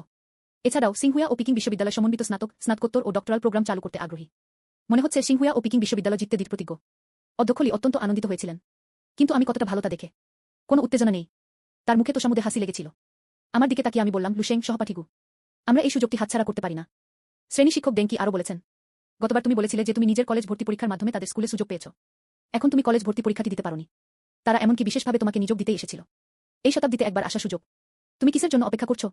সেই মুহূর্তে আমি বিশ্ববিদ্যালয়ে যাওয়ার কথা একেবারেই ভাবছিলাম না। আমাকে আরও দ্রুত প্রতিভা খুঁজে বের করতে বা বিকশিত করতে হবে। কোম্পানিটিকে উন্নত করুন। বিজ্ঞান ও প্রযুক্তিতে একটি শক্তিশালী জাতি অর্জন। সেই মুহূর্তে হঠাৎ আমার মাথায় একটা অদ্ভুত চিন্তা এলো। আমি চেন কিউ হে এবং লি ওয়েগুকে বললাম, আমি একই সময় হতে পারি না। তোমরা দুজন ভিন্ন স্কুলের ছাত্রছাত্রী, তাই না? হ্যাঁ, একজন শিক্ষার্থী শুধুমাত্র একটি বিদ্যালয়ে ভর্তি হতে পারে। লি ওয়েগু বলেছেন, তাহলে আমি হতে পারব। আপনারা কি আপনাদের দুটি শিক্ষা প্রতিষ্ঠানের অধ্যাপক? এই বাক্যটি বলা মাত্রই অধ্যক্ষের কার্যালয়টা ছিল একেবারে নিস্তব্ধ। অধ্যক্ষ লির মুখের হাসিটা জমে গেল। তার ঠোঁটের কোণটাও কাঁপছিল। একজন উচ্চ বিদ্যালয়ের ছাত্র যে কলেজের ভর্তি পরীক্ষাও দেয়নি, সে আসলে বলেছিল যে সে অধ্যাপক হতে চায়। এবং তিনি একই সাথে দেশের দুটি শীর্ষস্থানীয় বিশ্ববিদ্যালয়ের অধ্যাপক। এটা শুধু বোকামি নয়, অথবা একজন পাগল। শ্রেণী শিক্ষকের মুখা হয়ে গেল। তার চোখ দুটো যেন ছিটকে বেরিয়ে আসছিল। আপনি কি হিস্টেরিয়ায় ভুগছেন? লি ওয়েগুও হতবাক হয়ে গিয়েছিলেন। আমার মনে হয়েছিল আমি ভুল শুনেছি। চেন কিউ হেও চমকে উঠে দাঁড়াল। তার মুখটা কিছুটা ফ্যাকাশে হয়ে গেল। কিন্তু সে তবুও কিছুক্ষণ ভাবল। সামগ্রিক দৃষ্টিকোণ থেকে এটি সম্ভব। কিন্তু তারা সকলেই দেশের শীর্ষস্থানীয় জ্যেষ্ঠ অধ্যাপক। কেবল তখনই তাদের যোগ্যতা থাকে। আমি আনন্দের সাথে বললাম, তাহলে ঠিক আছে কিউ। আমি খ্যাতির জন্য এটা করছি না। টাকার জন্য নয়। আমার বেতন পাওয়ার প্রয়োজন নেই। আমি শুধু একটি কার্যকর প্ল্যাটফর্ম ব্যবহার করতে চাই। যত তাড়াতাড়ি সম্ভব সেরা প্রতিভাদের গড়ে তুলুন। বিজ্ঞান ও প্রযুক্তিতে একটি শক্তিশালী জাতি অর্জন। নীল তারকাকে রক্ষা করুন। এই কয়েকটি বাক্য। অধ্যক্ষ এবং শ্রেণী শিক্ষক ভেবেছিলেন যে জ্বরের কারণে আমার মস্তিষ্কের ক্ষতি হয়ে থাকতে পারে। আজেবাজে কথা বলা। কিন্তু চেন কিউ হে এবং লি ওয়েগু জানতেন আমার কথার ওজন। এক মুহূর্ত নীরব থাকার পর লি ওয়েগু, বরং আমি কিছুটা উত্তেজিত ছিলাম। তিনি মূলত আমাকে সিংহুয়া ও পিকিং বিশ্ববিদ্যালয় থেকে নিয়োগ দিতে চেয়েছিলেন। আমার খুব বেশি আশা নেই। আমি যে পরামর্শটি দিতে চলেছি তা বেশ অযৌক্তিক। কিন্তু উভয় বিদ্যালয়ে এমন অসাধারণ প্রতিভা রয়েছে, এটিও সম্ভব হয়ে উঠল। তিনি অধ্যক্ষের কার্যালয় থেকে বেরিয়ে গেলেন। অন্যান্য স্কুল নেতাদের সাথে দ্রুত ফোন করে যোগাযোগ করুন। যখন সে আবার অফিসে প্রবেশ করল, তাকে উজ্জ্বল দেখাচ্ছিল। সিংহুয়া ও পিকিং বিশ্ববিদ্যালয় লুশেংকে অধ্যাপক হিসেবে নিয়োগ দিতে সম্মত হয়েছে। ট্রায়াল পিরিয়ড 6 মাস। এরপর চেন কিউ হে গ্রুপে দ্রুত একটি জরিপ শুরু করলেন। খুব অল্প সময়ের মধ্যেই ফলাফল বেরিয়ে এলো। জাতীয় বিজ্ঞান একাডেমি লুশেংকে অধ্যাপক হিসেবে নিয়োগ দিতে সম্মত হয়েছে। ট্রায়াল পিরিয়ড 6 মাস। এই পৃথিবীটা পাগল হয়ে গেছে। অধ্যক্ষ লি নিজের কানকে বিশ্বাস করতে পারছিলেন না। একজন উচ্চ বিদ্যালয়ের ছাত্রকে বিশেষ ভর্তি প্রত্যাখ্যান করা হয়েছে। সেও অধ্যাপক হতে চায়। তাছাড়া উভয় শীর্ষ বিশ্ববিদ্যালয় আসলে সম্মত হয়েছিল। এটা ফাঁস হয়ে গেলে কে বিশ্বাস করবে? এখন অধ্যক্ষ লি ওয়েনু আমাকে প্রতিভাবান হিসেবে বিশ্বাস করতে বাধ্য ছিলেন। শ্রেণী শিক্ষক ডেংচিও বিস্ফারিত চোখে তাকিয়ে রইলেন। কথা বলতে অক্ষম। এই মুহূর্তে অধ্যক্ষ হাততালি দেওয়ার নেতৃত্ব দিলেন। মূল ভূখণ্ডের শিক্ষার্থীকে অভিনন্দন। ছোট অফিসটিতে করতালির শব্দ প্রতিধ্বনিত হল। চেন কিউ হে এবং লি ওয়েগু এক নজরে আদান প্রদান করলেন। তিনিও স্বস্তির হাসি হাসলেন। যদিও এই উচ্চ বিদ্যালয়ের ছাত্রটি অধ্যাপক হওয়ার প্রস্তাব দিয়েছিল, পুরোপুরি অযৌক্তিক, কিন্তু তারা অন্য সবার চেয়ে ভালো জানত। আমার সামনে থাকা ছেলেটির কাছে থাকা প্রযুক্তি জিয়া রাজ্যের সমগ্র বৈজ্ঞানিক ও প্রযুক্তিগত সম্প্রদায়কে নাড়িয়ে দেওয়ার জন্য যথেষ্ট। লুশেং, অধ্যাপক বুলু। চেন কিউ হে ঠাট্টা করে হাত বাড়িয়ে দিল। অভিনন্দন, আপনার শিক্ষানবিষ্কাল মাত্র 6 মাস। তোমাকে তোমার প্রকৃত যোগ্যতা দেখাতে হবে। আমি তার সাথে হাত মেলালাম। শান্তভাবে বলুন, চিন্তা করবেন না গি। আজ থেকে 6 মাস পর আপনি এই সিদ্ধান্তটি নেওয়ায় আনন্দিত হবেন। লি ওয়েগু প্রাণ খুলে হাসলেন। তোমার উদ্যম সত্তা আমার ভালো লাগে। সেই রাতে আমি শোবার ঘরে ফিরে গেলাম। দরজাটা বন্ধ করুন। আঙুলের ডগায় আলতো ছোঁয়ায় হৃদয়টা তখনও আধারের এক ঢেউজে ছেয়ে যেতে অনুভব করল। যখন আমি আবার চোখ খুললাম, আমি ইতিমধ্যেই সাইবার জগতে প্রবেশ করেছি। ওই মরচে পড়া টিনের চালাটার সামনে শেন জিংহে দরজায় বসেছিল। ম্লান চাঁদের আলো ব্যবহার করে আমি একটি জীর্ণ কোট মেরামত করলাম। আমাকে হঠাৎ আবির্ভূত হতে দেখে সে মুহূর্তের জন্য হতবাক হয়ে গেল। সঙ্গে সঙ্গে তার মুখে হাসি ফুটে উঠল। তুমি ফিরে এসেছো। আমি তার পাশে বসলাম। সে তার ব্যাকপ্যাক থেকে তখনও গরম রান্না করা মুরগির রানের একটি ব্যাগ বের করল। গভীর রাতের নাস্তা। শেন জিংহের চোখ উজ্জ্বল হয়ে উঠল। কিন্তু তারা বাচ্চাদের মতো তার উপর ঝাঁপিয়ে পড়েনি, বরং এটি আলতোভাবে তা গ্রহণ করল। সে ফিসফিস করে বলল, তুমি প্রতিবার ফিরে আসার সময় অনেক সুন্দর সুন্দর জিনিস নিয়ে আসো গো। তুমি ঠিক কোথায় গিয়েছিলে? আমি হাসলাম। কোনো উত্তর নেই। সাইবার জগতের রাতের আকাশের দিকে শুধু একবার তাকাও। সেখানে কোনো তারা নেই। একটি বিশাল হোলোগ্রাফিক বিলবোর্ড থেকে রঙিন আলোর বিন্দু প্রক্ষেপিত হচ্ছিল, দূষিত মেরুপ্রভার মতো। জিংহে, আমি হঠাৎ করে বললাম যে আমি কিছু সময়ের জন্য ব্যস্ত থাকতে পারি। আমি অন্য একটি জায়গায় অধ্যাপক হয়েছিলাম। সেন সিংহে বিস্ময়ে চোখ বড় করে ফেল। অধ্যাপক সম্ভবত তোমাকে শুধু একজন উচ্চ বিদ্যালয়ের ছাত্র মনে করেন। এটা একটা লম্বা গল্প। আমি দেয়ালে হেলান দিলাম, ওইসব অদ্ভুত এবং কাল্পনিক প্রক্ষেপণগুলির দিকে তাকিয়ে। কিন্তু আমি এই পৃথিবী থেকে প্রযুক্তিকে নির্মূল করতে চাই। এটাকে একটু একটু করে পেছনে সরান। পৃথিবীকে আরও সুন্দর একটি জায়গা করে তুলুন। অন্তত পৃথিবীকে সাইবার জগতে পরিণত হতে দেবেন না। সেন সিংহে কিছুক্ষণ চুপ করে রইলেন। সে আলতো করে আমার কাঁধে মাথা রাখল। তাহলে তোমাকে অবশ্যই সতর্ক থাকতে হবে।